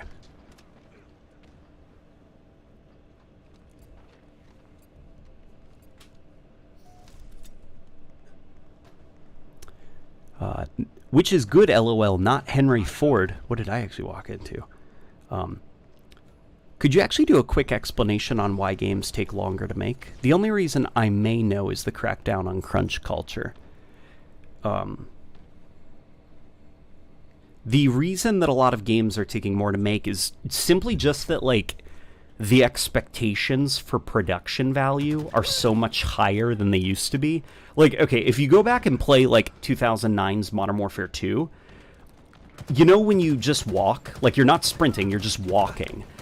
The walking animation in that game is the view model stationary. Like, nothing has changed, but they've scripted it so that the view model will bounce like this. You know, so it's like, imagine my assault rifle right here, stuck in the center of the screen, but it's being animated. It's like moving a PNG around on the screen. Like, there isn't an animation there. It's the illusion of an animation. Okay. Give me 1 second, guys. I'm going to lower the camera like this. Here, you guys can check out, the, desk. See, like that. Desk! Okay. The wife needed to go get something from the other room, and I guess we never thought about the fact that the door is right there. And sometimes she doesn't want to do the shuffle, you know, across the camera. Yeah, it's that Modern Warfare 2 example. That's one of the things now where it's like, if you did that in the modern day, gamers would probably say your animation quality is crap. And so now you actually have to animate like a walking animation properly. And that's just one example of the many, many, many things that gamers want from modern games. So it's just like, there are more things that are expected, and people will roast you if you don't have them. And so it's just kind of like, in order to, you know, kind of come across like a very serious big budget game, you kind of have to fill all the cracks you can. So you have to hire large amounts of staff to cover all your bases. And then, you know, because you've got a large amount of staff, you also have a lot of organization that has to get done. And don't get me wrong, some of the expenses that go into like modern games are completely like unnecessary. Like, some of those studios are just big because they're so large, nobody has really noticed that there are some roles within studios that are some roles or departments that are really not necessary. Concerning personal AI, wouldn't be surprised if they returned voiceless or drawing from a pool of voices like Spartans, or with AI-generated voices. Oh god, I hope they don't go the route of AI-generated voices. That would be like a nightmare. It would be like the Trials, where it's just like the announcers in that game sound soulless, because they are.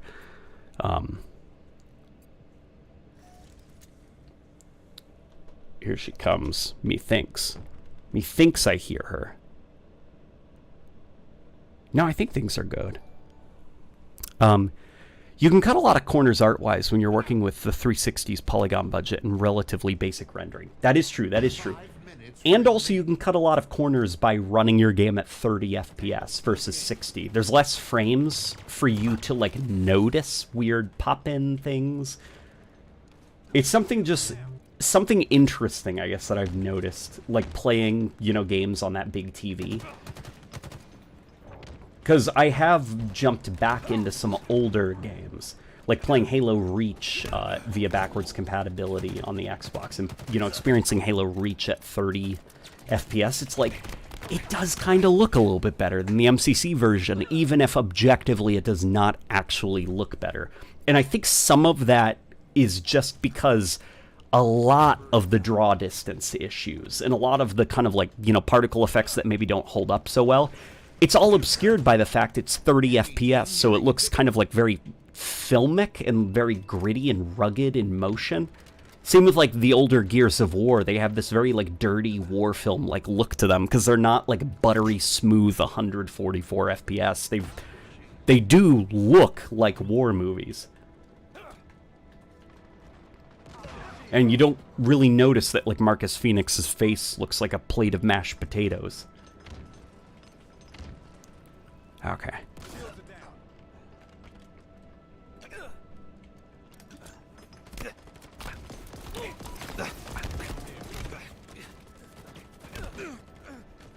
Are we just incredibly spoiled? We are, to an extent, incredibly spoiled.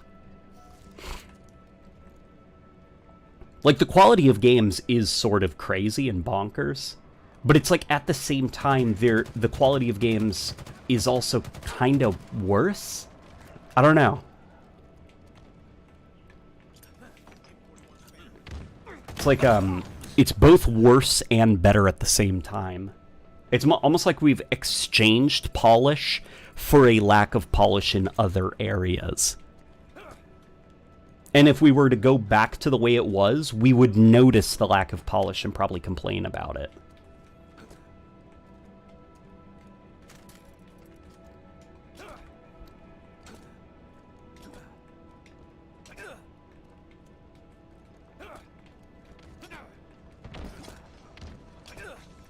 The government doesn't want you to know that anomalies are free.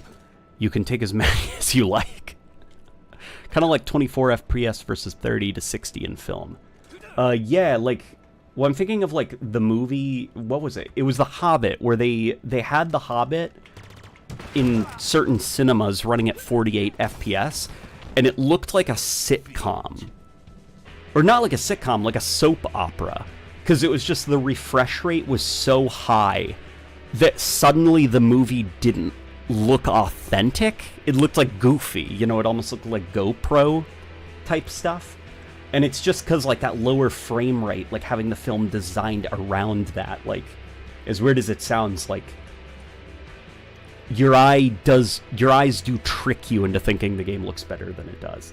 And it's, the original Destiny, I actually think looks kind of better than Destiny 2 because of that. Like, you know, it's one thing, though, there is an argument to be made, you know, about, like, motion sickness, also about accessibility and making games feel better, and I do think there's a lot of validity to that.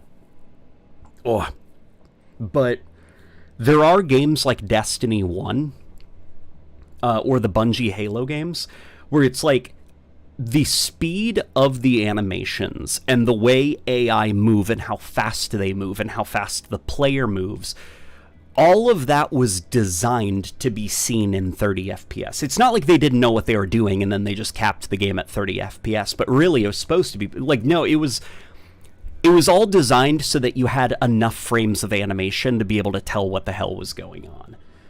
So those games aren't unplayable at 30 FPS.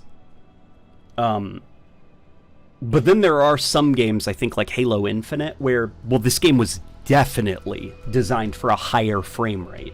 And so when you go into your settings, you know, like over here, and you cap the game to 30 FPS, it doesn't feel good. Like, it doesn't feel good. Animations are moving too quick. There's too much micro detail. And it's because, well, the game was not designed to be seen at 30 FPS. Ever seen Pacific Drive? It's a roguelite survival game where you drive around an anomaly-stricken Pacific Northwest, fixing up an old station wagon to escape. In my opinion, it plays like Stalker X My Summer Car. Yeah, that is a game that is currently on my wish list right now on Steam. I'm very keen on giving that game a try. It looks good. It looks very good. It looks up my alley. Literally Sonic at 144 FPS. Sonic is a game that I do think benefits from a high frame rate, just because Sonic moves so quickly. Even though, man, Sonic looks pretty cool in YouTube videos moving at 30 FPS. Just because it's like you got the speed, you got the motion blur, it looks very like, wow, that's fast. You know, but for gameplay purposes, it's like, I do think Sonic works better at a higher frame rate. We lost one to that gravity hammer.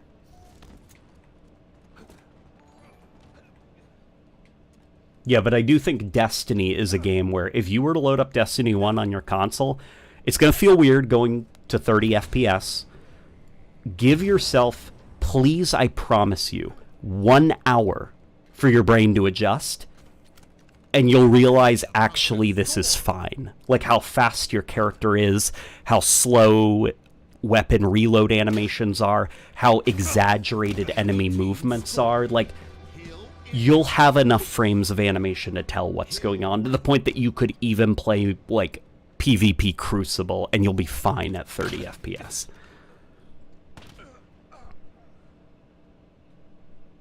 In all honesty, I'm just done with Infinite. I just hate it.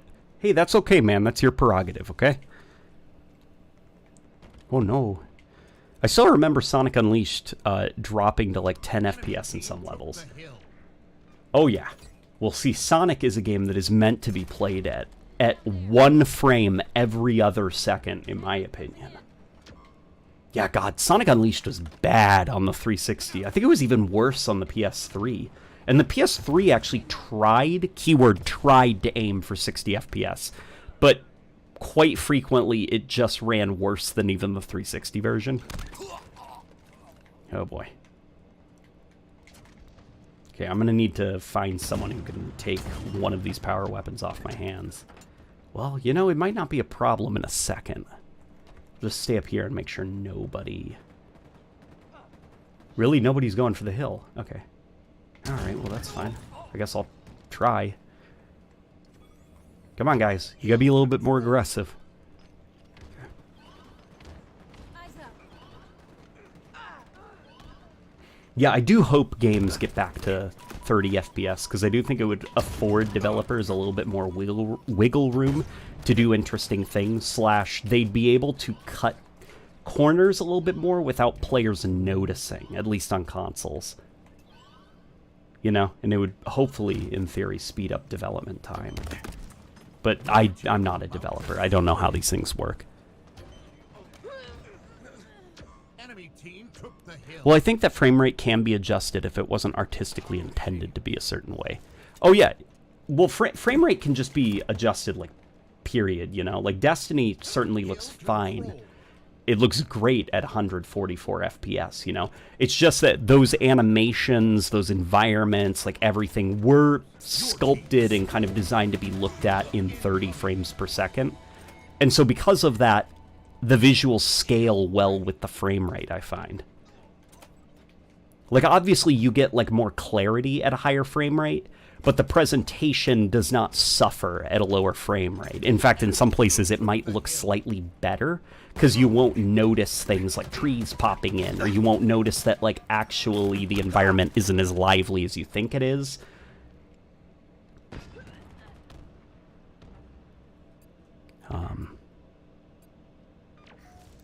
There's one in Armored Core 4 where the grenade launcher would literally do twice the damage past 49 FPS. In Armored Core 5 at 60 FPS, you can kick the game, it will literally not register.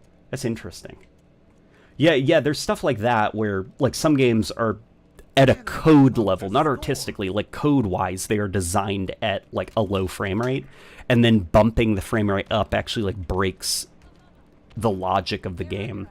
Even the MCC is actually, like, affected by it, and it's kind of what's frustrating about them ending development on the MCC. There's a lot of stuff in the MCC under the hood that, like, needs fixing. Because the bump to a higher frame rate has kind of made the games a little bit screwy. Like, Halo Reach, the reason Halo Reach is so hard on Legendary difficulty isn't because it wasn't balanced. That's because, like, the enemies are more aggressive the higher the frame rate. And also for Halo Combat Evolved, your weapon accuracy is even affected by your frame rate. It's like, so in Combat Evolved, when you start firing your weapon, you know, it starts blooming out. And there's a certain time frame when you hold down the trigger and your weapon reaches max bloom. Well, already at 60 FPS, that time frame to max bloom is shorter than the original Xbox release. And if you play MCC at higher than 60 FPS, almost immediately your weapon reaches max bloom and is at its max lack of accuracy, I guess. And Halo 2 is also quite badly affected by, like, AI logic. Gets a little bit screwy at the higher frame rates. Like, you know, the Gravemind mission? You know when it starts on Legendary difficulty and the two brutes come up the elevator? Like, the mission starts, and you immediately get mowed down before you even have a chance to think. Well, on the original Xbox, when the game was running at 30 FPS, the AI logic actually gave you enough time to be able to counterattack. It was a lot slower. Same with Jackal snipers. They didn't immediately beam you the second they saw you. You had a bit more time to react. But on MCC, the higher the frame rate, the quicker the AI react to you. And it's just like, you know, some of the weird things that happen when game logic is tied to frame rate and you start to increase the frame rate. Though some of that, I think, is also the internal tick rate of the game. being increased as well. And then, you know, like, things like AI behavior aren't then corrected. 30 seconds remaining. We've moved way past it, but the frame drops on my Tempest were caused by terrain rugged pieces. Interesting. I had to redo it all from scratch, but it looks way better now than it used to in the trailer I made. Interesting. Okay, so there's been some changes made then. Enemy team took the hill. You should take I know, it's like, oh my god, you should totally just, like, do a completely new map from scratch right now. What, it'll take you a day or two? It would be cool, though, to see you try to get a map into matchmaking. It sucks that Tempest was beaten.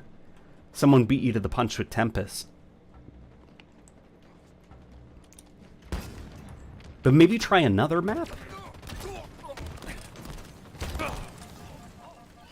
Hill control.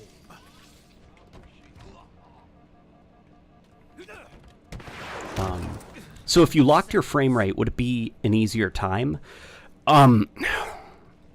In Halo Combat Evolved, if you locked your frame rate to 30 FPS, I think the game might actually feel a little bit better.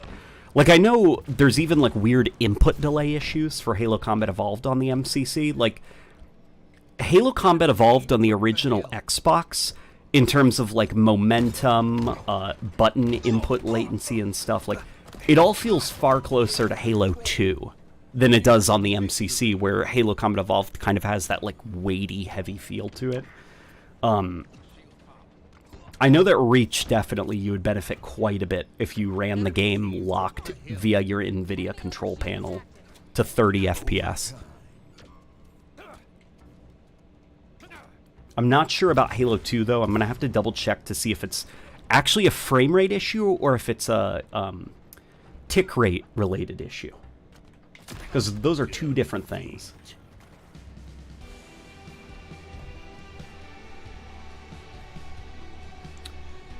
Always love these streams because of these discussions. You could honestly make this a great video essay. I could make this a great video essay, but the truth is I don't know enough about it to be able to talk in full confidence. That's why, like, these streams are actually kind of nice, because I'm allowed to... It's less like I am declaratively going to say something that I know not a lot about, you know? It's there's this great video which is like every video essay ever, and it's like, as I write this from a table at my local coffee shop, and it's got like this obnoxious editing to it. He's like, I've decided that my audience doesn't truly understand the concept, and it's just like this obviously like funny, pretentious thing that's going on, but it's like, that's what I want to avoid. I don't want to do this like crazy big video essay about hit reg and games running at higher frame rates than their game logic was designed for, and it's like, actually, I got a lot of stuff embarrassingly wrong. I don't know, maybe the doing the same format that the ray tracing video was in could work. Taking the piss out of it a little bit, you know? You still can't crouch while moving on Halo 3 on the MCC. Well, you couldn't do that anyways. Bungie didn't do that because they didn't want you to be able to do that, because it could be abused.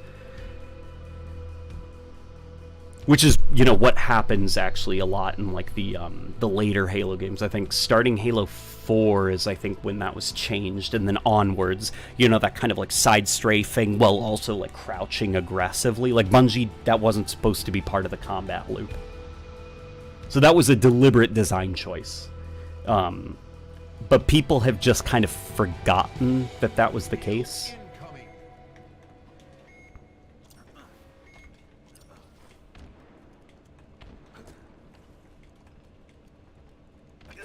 Yeah, I start to not watch video essays anymore because of how pretentious they can sound. Well, the problem with video essays nowadays is that, like, it's very easy to make a video essay. What's a lot harder is to actually come from a place of, like, really actually understanding a subject. And there's a lot of people out there that can edit the hell out of something, but they don't know a lot about what they're talking about, at least the subject matter. And so it makes the video it makes it very hard to trust any video essay that comes up in my recommended because I don't know your name and I don't know if like what you're saying is actually properly well researched, I guess. Hey, Late Night Gaming, I'm modeling a Halo 3 map that's designed for 8 players. Would you be interested in playing when it's finished? It's in early blackout. Yeah, dude, I'd love to. Enemy team took the hill. Taking cover. Another one down. There we go.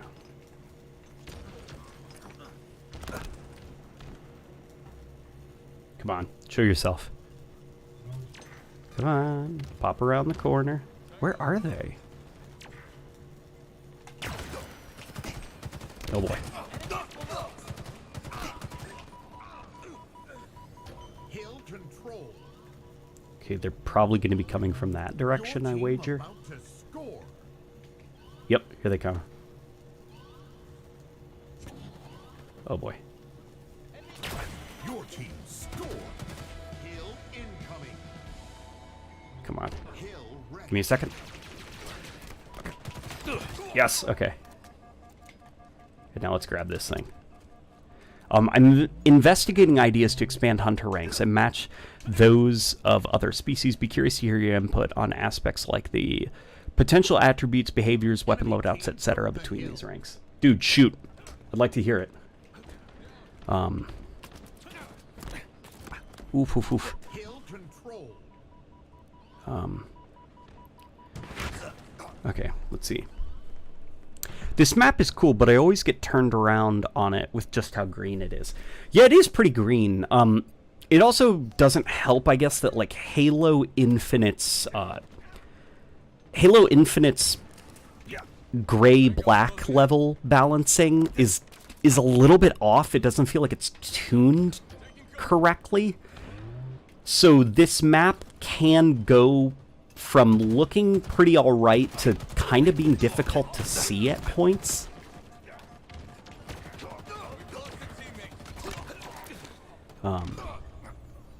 Enemy team took the hill.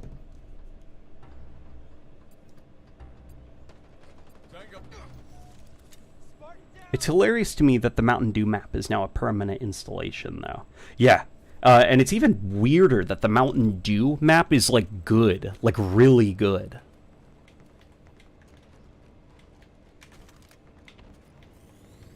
I almost wish that this map layout could be saved and, like, spun off into a different type of aesthetic.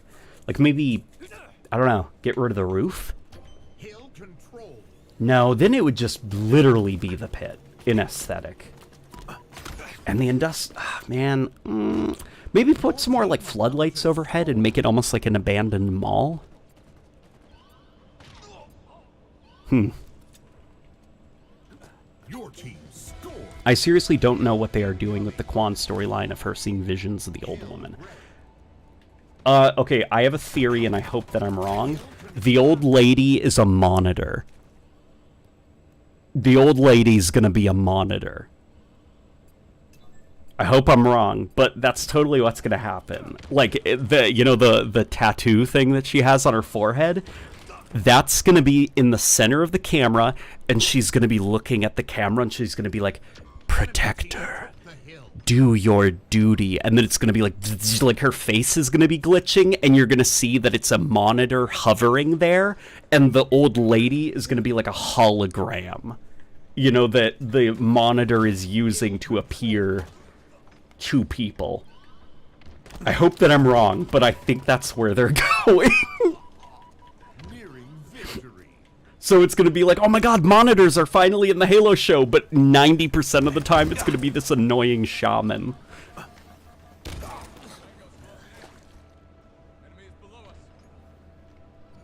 Just because I'm looking at that tattoo on her forehead and I'm like, oh, it kind of looks like a monitor's eye. Oh, I hope they don't do what I think they're gonna do.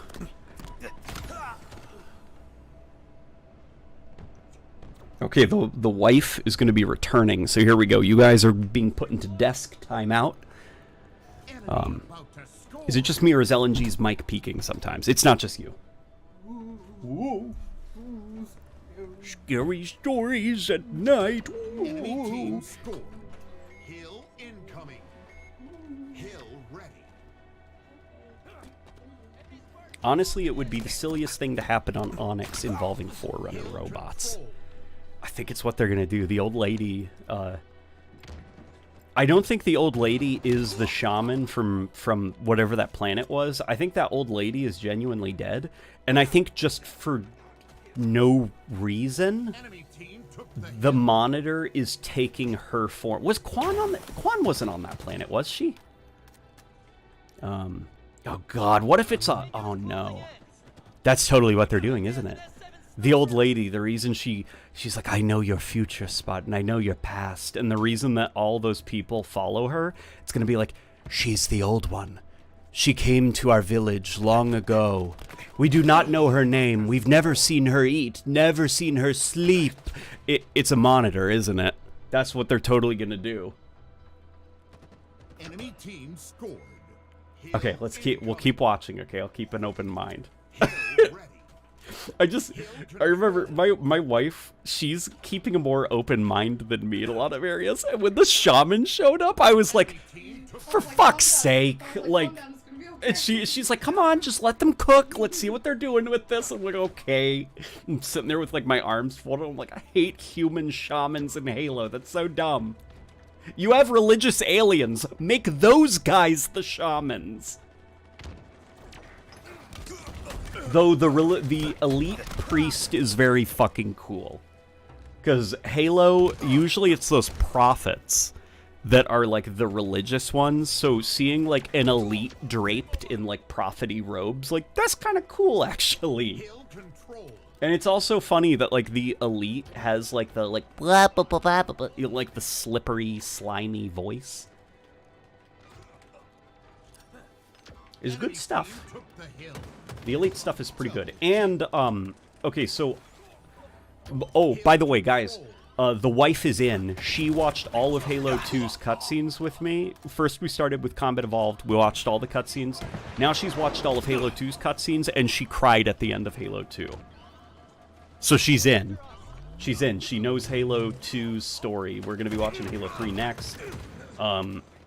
But now she understands who Arbiter is, and she loves Arbiter a lot. At first, I was pretty upset with the Mark of Shame in the Halo show. You know, the way he just, like, went to his closet.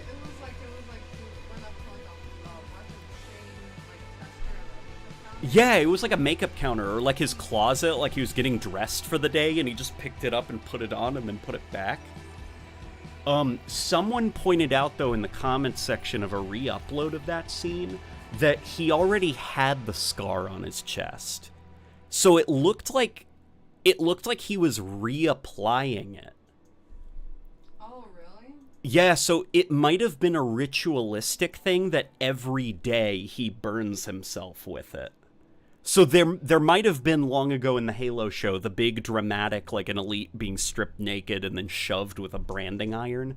And now it seems like, at least in the Halo show, that like branding yourself at the start of every day to remind yourself of the pain of your heresy or of your shame, you know, is a thing that... So at first I was like, you gotta be kidding me. Is that how they're doing the Mark of Shame? Like, the elite just walks up to his makeup vanity and picks it up and puts it on?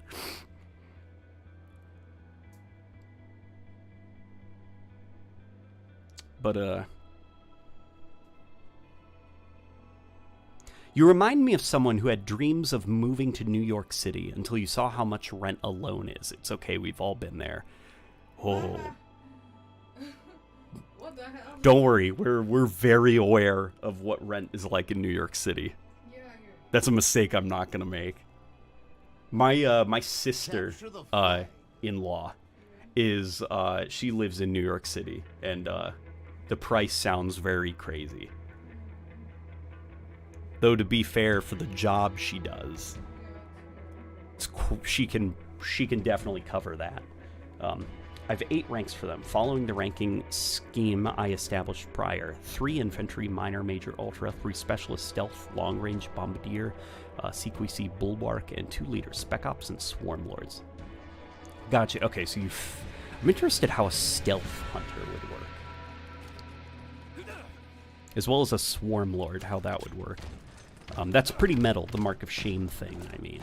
Yeah, if that is what they're implying in that Halo show scene, that, like, he probably did the original mark of shame branding, like the games, and now they've added a new layer of lore to it, that it seems like the Arbiter has to do this every day. With his own little mini brand. Like, okay, that's a little bit metal. It's a shame that we didn't get to see it, but that was maybe too expensive? Why... Wait, why is the Arbiter being shamed in the Halo show? He hasn't failed at safeguarding Halo. Well, that's because this isn't, like, this isn't the Arbiter from the Halo games. This is another guy who's also... So he probably, like, spilled hot coffee on a prophet, you know? Like, he probably did something unrelated. Because all throughout the Elite's history, like, or the Covenant history, there have been other Arbiters that have done all sorts of things that the prophets deemed a sin, you know?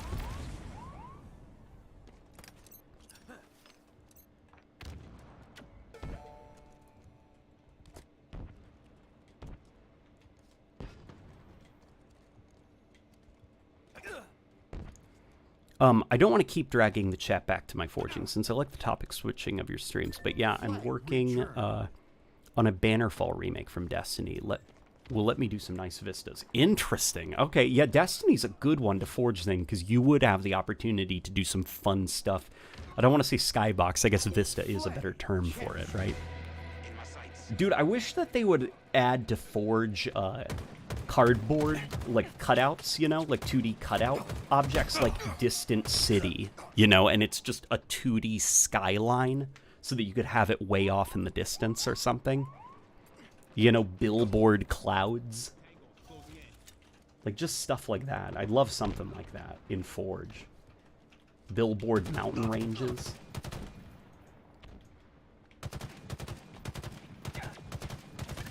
Just stuff that isn't geometry. Storing a threat seeker. Flag returned. A hunter, but you can't see it.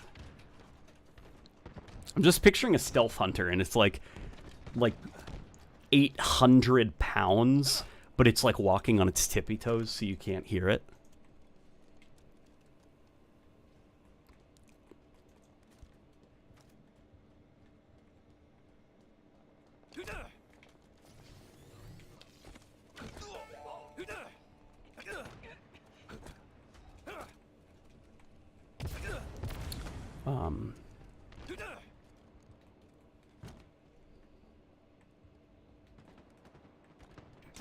Yeah, the Halo show, the Arbiter stuff, so far I'm still waiting to be intrigued, I guess. Because so far it's just an elite that is called the Arbiter, and he has a mark of shame on him, but he's not like my Arbiter, you know, hashtag not my Arbiter. So I'm waiting to be interested in his story yet. And so far I have not seen much to be interested in. The second the goofy elite priest showed up, I like sat up in my seat because I'm like, all right, this is campy. This is like alien religious weirdos. This is the stuff I like about Covenant. You know, anytime a prophet is on screen, my attention is arrested just because I like that theatrical, over-the-top space priests.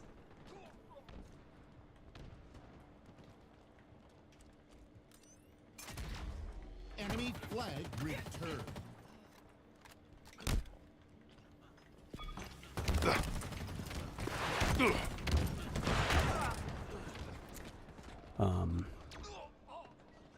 I was committed to Nude Chief in Season 1, but so far, no Master Cheeks in Season 2. Maybe they saved it for the real fight with the Arbiter. Oh, you think him and Arbiter are about to strip naked? For their final fight? And then they'll get so distracted by each other that they'll start kissing?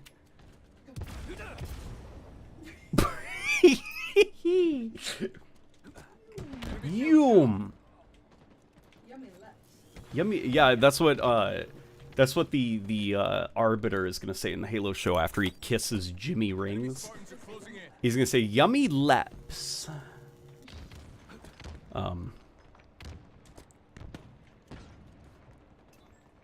Oh, somebody pointed out that, like, Helldivers 2 has, like, really funny ranks.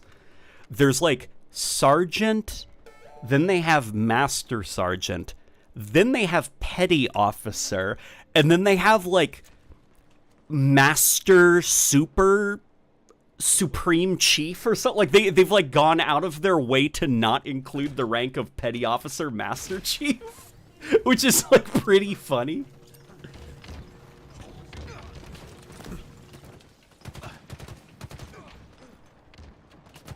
Dude, I'm so gutted, though, that the Halo show still doesn't have, like, Sergeant Johnson.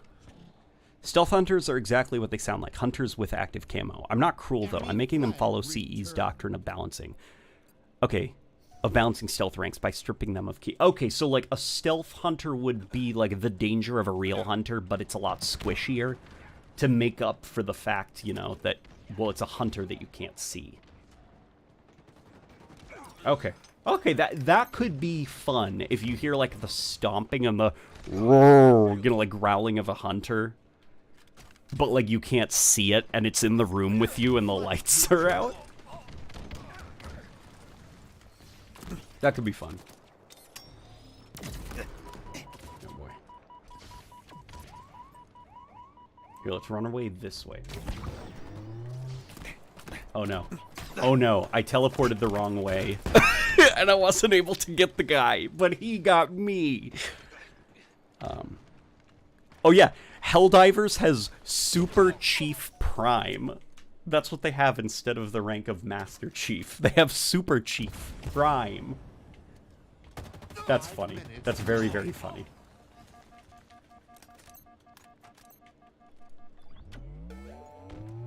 Yeah, Helldivers is a pretty funny game. What is it that they call it? Like, they're like, they have like, so like Helldivers, if anybody watching currently doesn't quite know the game is clearly like making fun of like extreme nationalism, extreme over-the-top patriotism, and they have like this. They don't have democracy. Democracy isn't free enough. They have something called, like... What was it? What's it called? It's like controlled democracy, and it's like, don't worry, the computers will vote for you, because it knows what you would think is the most free. Like, it's like ridiculous, the world of Helldivers. And they're, like, describing going to, like, alien planets and just killing everybody and calling it liberation and spreading democracy. Like, they completely burn a planet to ash and they're like, planet successfully liberated. Flag returned. Flag captured.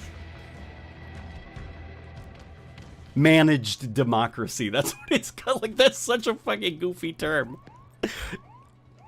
Like, democracy, like, by definition, can't be, like, managed, you know? It's supposed to be the will of the people, so... I don't know, that game's funny. Helldivers is funny. That kind of humor has an extreme risk of going, like, the Fallout route, you know, where it becomes aggressively unfunny and kind of annoying. At least the Todd Howard Bethesda Fallout.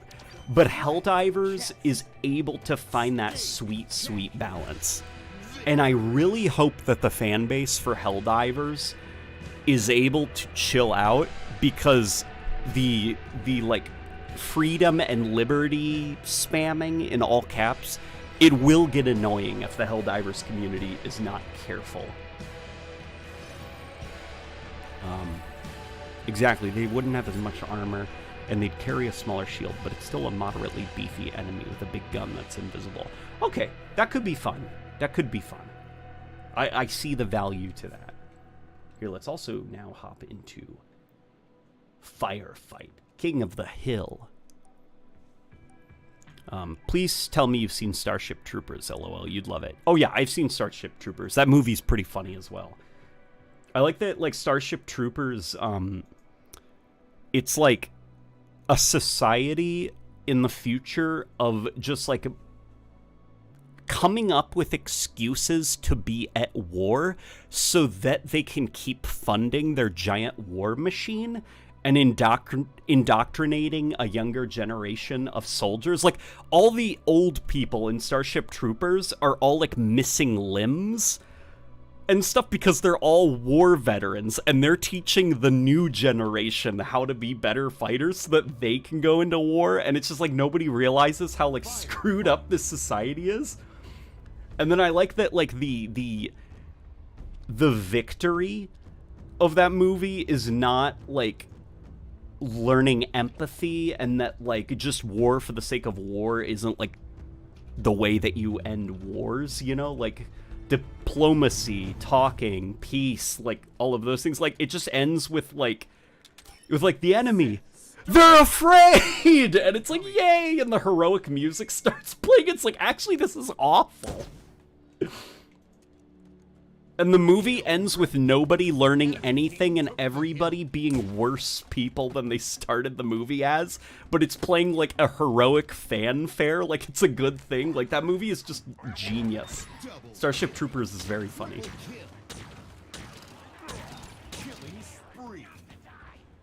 They can feel pain with like a smiley face. That's, yeah, like, Starship Troopers is really funny. Hill control. The sheer fact that it's called Super Earth is in and of itself amazing. Yeah, that in Helldivers, like, this society is so brainwashed by their government that they've renamed the planet Earth to Super Earth. And isn't it even implied that, like, Earth was probably destroyed by, like, global warming or, like, war a long time ago? And the Earth that currently, the Super Earth that currently exists is probably not the original Earth. And it's just whenever Super Earth blows itself up, they just find a new planet, kill everything alive on the surface of the planet, colonize it, and then just decide that that's Super Earth and always has been. Yeah, Helldivers is good stuff, man. Double kill. Rampage. The other specialists take and exaggerate existing hunter elements. Bombardiers have 2 guns and no shields, while bulwarks have 2 shields and no guns. Okay, interesting. So it's almost like a bull, kind of.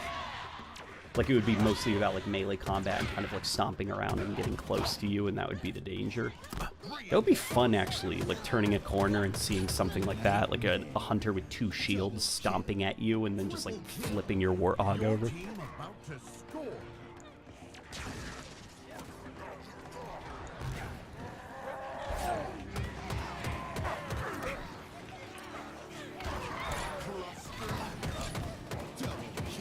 Crap. Okay. This is not good. There's like 2 chieftains down there. It's crazy how well the CGI holds up for Starship Troopers too. Still looks amazing. Yeah, dude, clever use of CGI is always timeless. The problem is just like a lot of modern movies, they don't use CGI very creatively.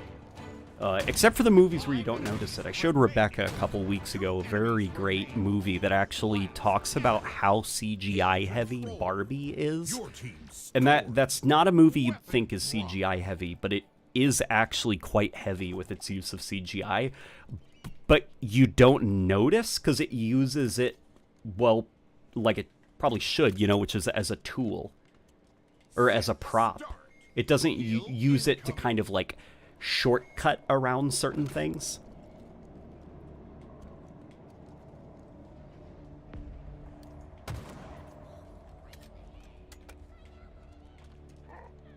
I also hope that Arrowhead sticks with Helldivers too and doesn't try to do a 3rd game for a few years. Oh yeah, they're probably not going to abandon Helldivers 2 for a while. Sony's going to let this one ride. Well, I guess Arrowhead. They're not owned by Sony, are they? I get this like Helldivers 2 is really awesome, and that makes me scared for Helldivers 2. Because it's just like, who's gonna buy that studio? Because the kind of game that they're making and the demands of their player base, like, they're gonna have to start aggressively expanding their studio, and it's not gonna be a lot of time until, like, they need support, you know? And I'm worried that the success of Helldivers 2 is gonna actually turn around and bite it in the ass in a few years. Double kill. Cluster up. Triple kill. Unlike most Marvel movies where it's 99% CGI. Well, there's no problem with being 99% CGI. The problem is, like, you have to be creative with how you're using the CGI, and you have to actually give your VFX people enough time to finish their CGI, which Marvel does not do. Double kill.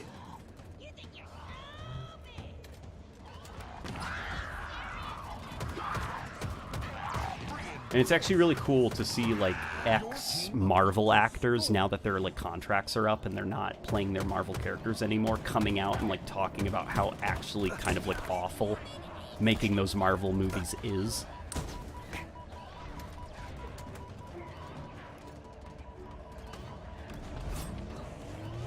Every day I root for the death of the superhero genre. Like, I'm so tired of superhero movies, man.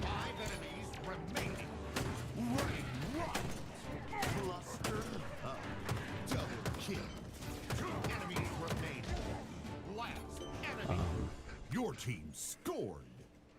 Weapon. If I recall, the Dune movies, well, it does have plenty of CGI. They use a lot of practical effects. Which, there's a lot of movies that claim that they used a lot of practical effects, but it's like, they still use a hell of a lot of CGI. Like, a practical effect, it's like every movie uses practical effects. Even the Marvel movies use a lot of practical effects. It's just like the blending of practical effects and CGI, which is what makes it convincing. And from what I've seen, Dune looks like a lot more creative with its use of CGI than, like, Marvel. Like, Dune, I'd imagine, still does the thing that Marvel does, where it just, like, CGIs their costumes onto them. I showed Rebecca Tom Holland's Spider-Man, and that, like, his body is fake. And she, like, couldn't believe it. That, like, his costume looks, like, vacuum sealed to his body. It looks so dumb. Double kill. Triple kill. Rampage. Kill. Versus, like, I think of, like, so the Andrew Garfield Amazing Spider-Man 2 is not good, but it's CGI Peter Parker, like whenever he's web swinging or something, that Spider-Man costume looks good because they're, like, emulating imperfections in the costume, you know? Like, you can see his costume, like, creasing up around the neck and wrinkling and stuff. But it's like a CGI character web swinging around. Versus Marvel, where there's no imperfections anywhere and they look like plastic toys jumping around.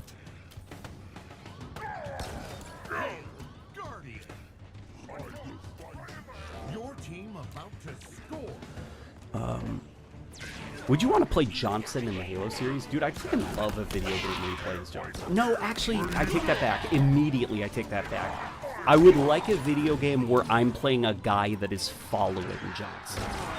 Because that means Johnson would talk a lot more, and there would be a lot more opportunity to, like, see him say silly stuff from the third person. Yeah, that's what I'd want. I'd want a game where, like, Johnson is, like, your buddy through the whole game. I don't think I'd want to play as him.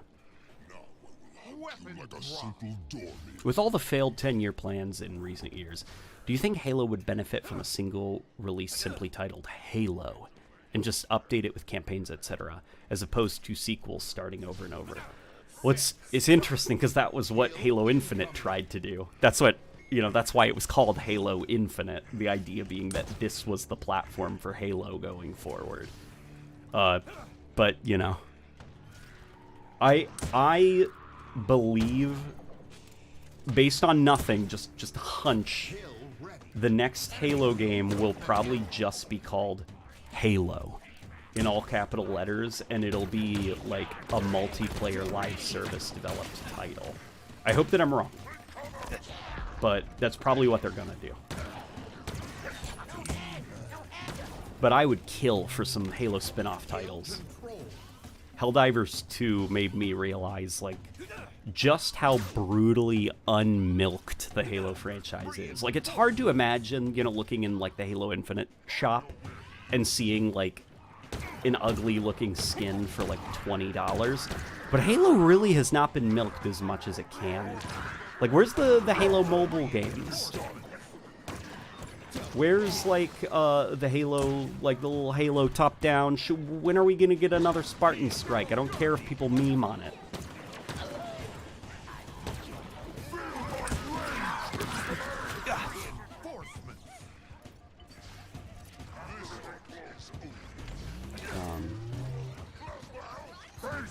Are there friendly and enemy outlines toggle yet? I can't bring myself to even try Infinite with those. Yes, there are. There are. In fact, watch, I can do it right now as a demonstration for you if you're curious.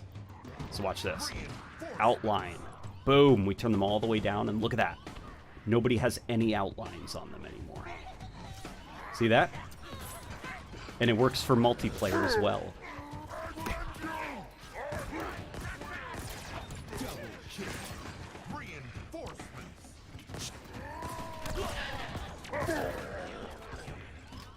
Where is Halo Tactics, darn it? Yeah, that's what I'm saying.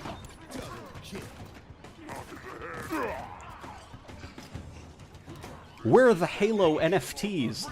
Okay, that is not what I'm saying. That's a little, like... Maybe we don't need NFTs, but, like, come on, milk Halo a little bit more. I want so much Halo that I'm saying, please, no more Halo games. Give me at least a year's break.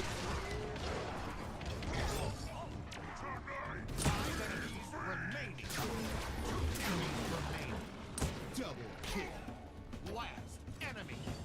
Record our triumph in the blood of our Your team Right, scored. that was a pretty good round. Weapon drop. Comically large Halo when? Oh, you know what I'd really like? I'd like... So, I assume you all have seen that canceled Mega Bloks Halo video game pitch that was done for 343, but ultimately they turned it down. It's essentially like those Lego Star Wars games, but Mega Bloks and Halo. And I want that. Like, that's a game I want.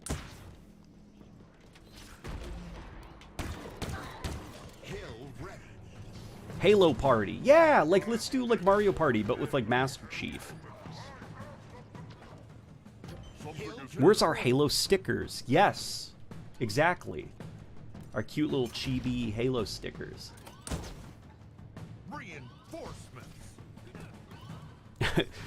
Government-mandated flood horror game comment. Yeah, I know, right? It's at the point now where when people are like, LNG, do you think they should make a flood-themed horror game? And it's like, I wish that I could probably, like, if all of those comments were physical items, I could probably build a house out of how many times I've been asked that. It's like, I didn't think of that before, a flood-themed horror game.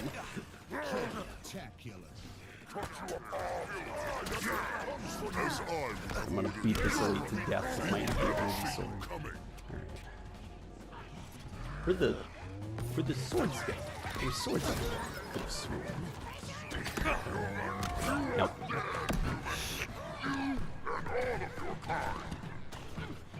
Halo cereal. Halo woes. Yeah, Halo woes. Dude, my favorite Cheerios, like, off-brand Cheerios thing is, Aldi has their own, like, they have their own Cheerios knockoff, but they're called Tastios. And I like Tastios quite a bit. I'll tell you what, guys. I think this might be my final game because I'm starting to get tired.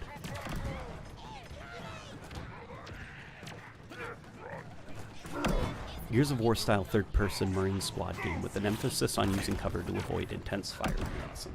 Yeah, a third-person Halo spin-off game would actually be really cool. Because there's not a lot of people that can play first-person games because of motion sickness. So being able to design a Halo game that would... At least having like two things out at any given time. Like a third-person game and a first-person game would actually be pretty neat.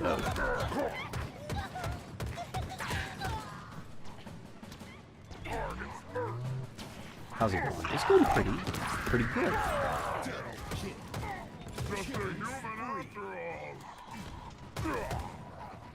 Firefight is a lot of fun, I'll say that. In Halo Infinite, at least.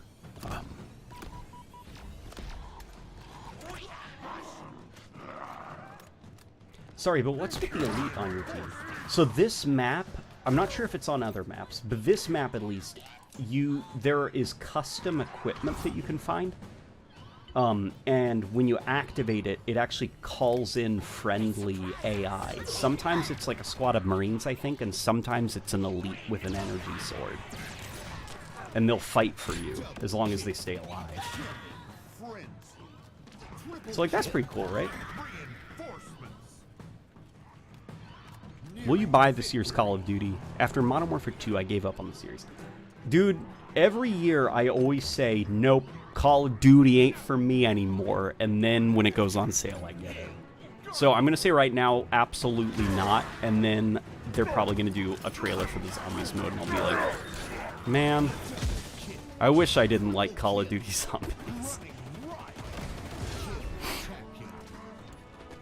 Uh-oh, missed super again. Okay. Concerning the rank scaling of AI behaviors, I'd use the existing game's AI as a baseline. Minor would be Combat Evolved, Major would be 2 and 3, Ultra would be Reach and 4, and Swarm Lord would be 5 and Infinite. Okay, gotcha. That's how you kind of like... That's interesting, actually, using, rather than like having it all be designed within the game bubble and balancing it accordingly, trying to focus more on the combat experiences of previous Halo games. That's actually a neat idea for the Hunters. I hadn't... Okay. You know, you saying that actually makes me more on board now with the idea of like dozens and dozens of different Hunter ranks. Oh no. Oh, defeat. That's okay. That was a fun game. Oh. The friendly elites are fun. They are fun. Now, if only we could get playable elites, right? Alrighty, guys. This was really good fun. I appreciate you guys joining. I shall see you guys whenever I see you guys next. And yeah, hope you guys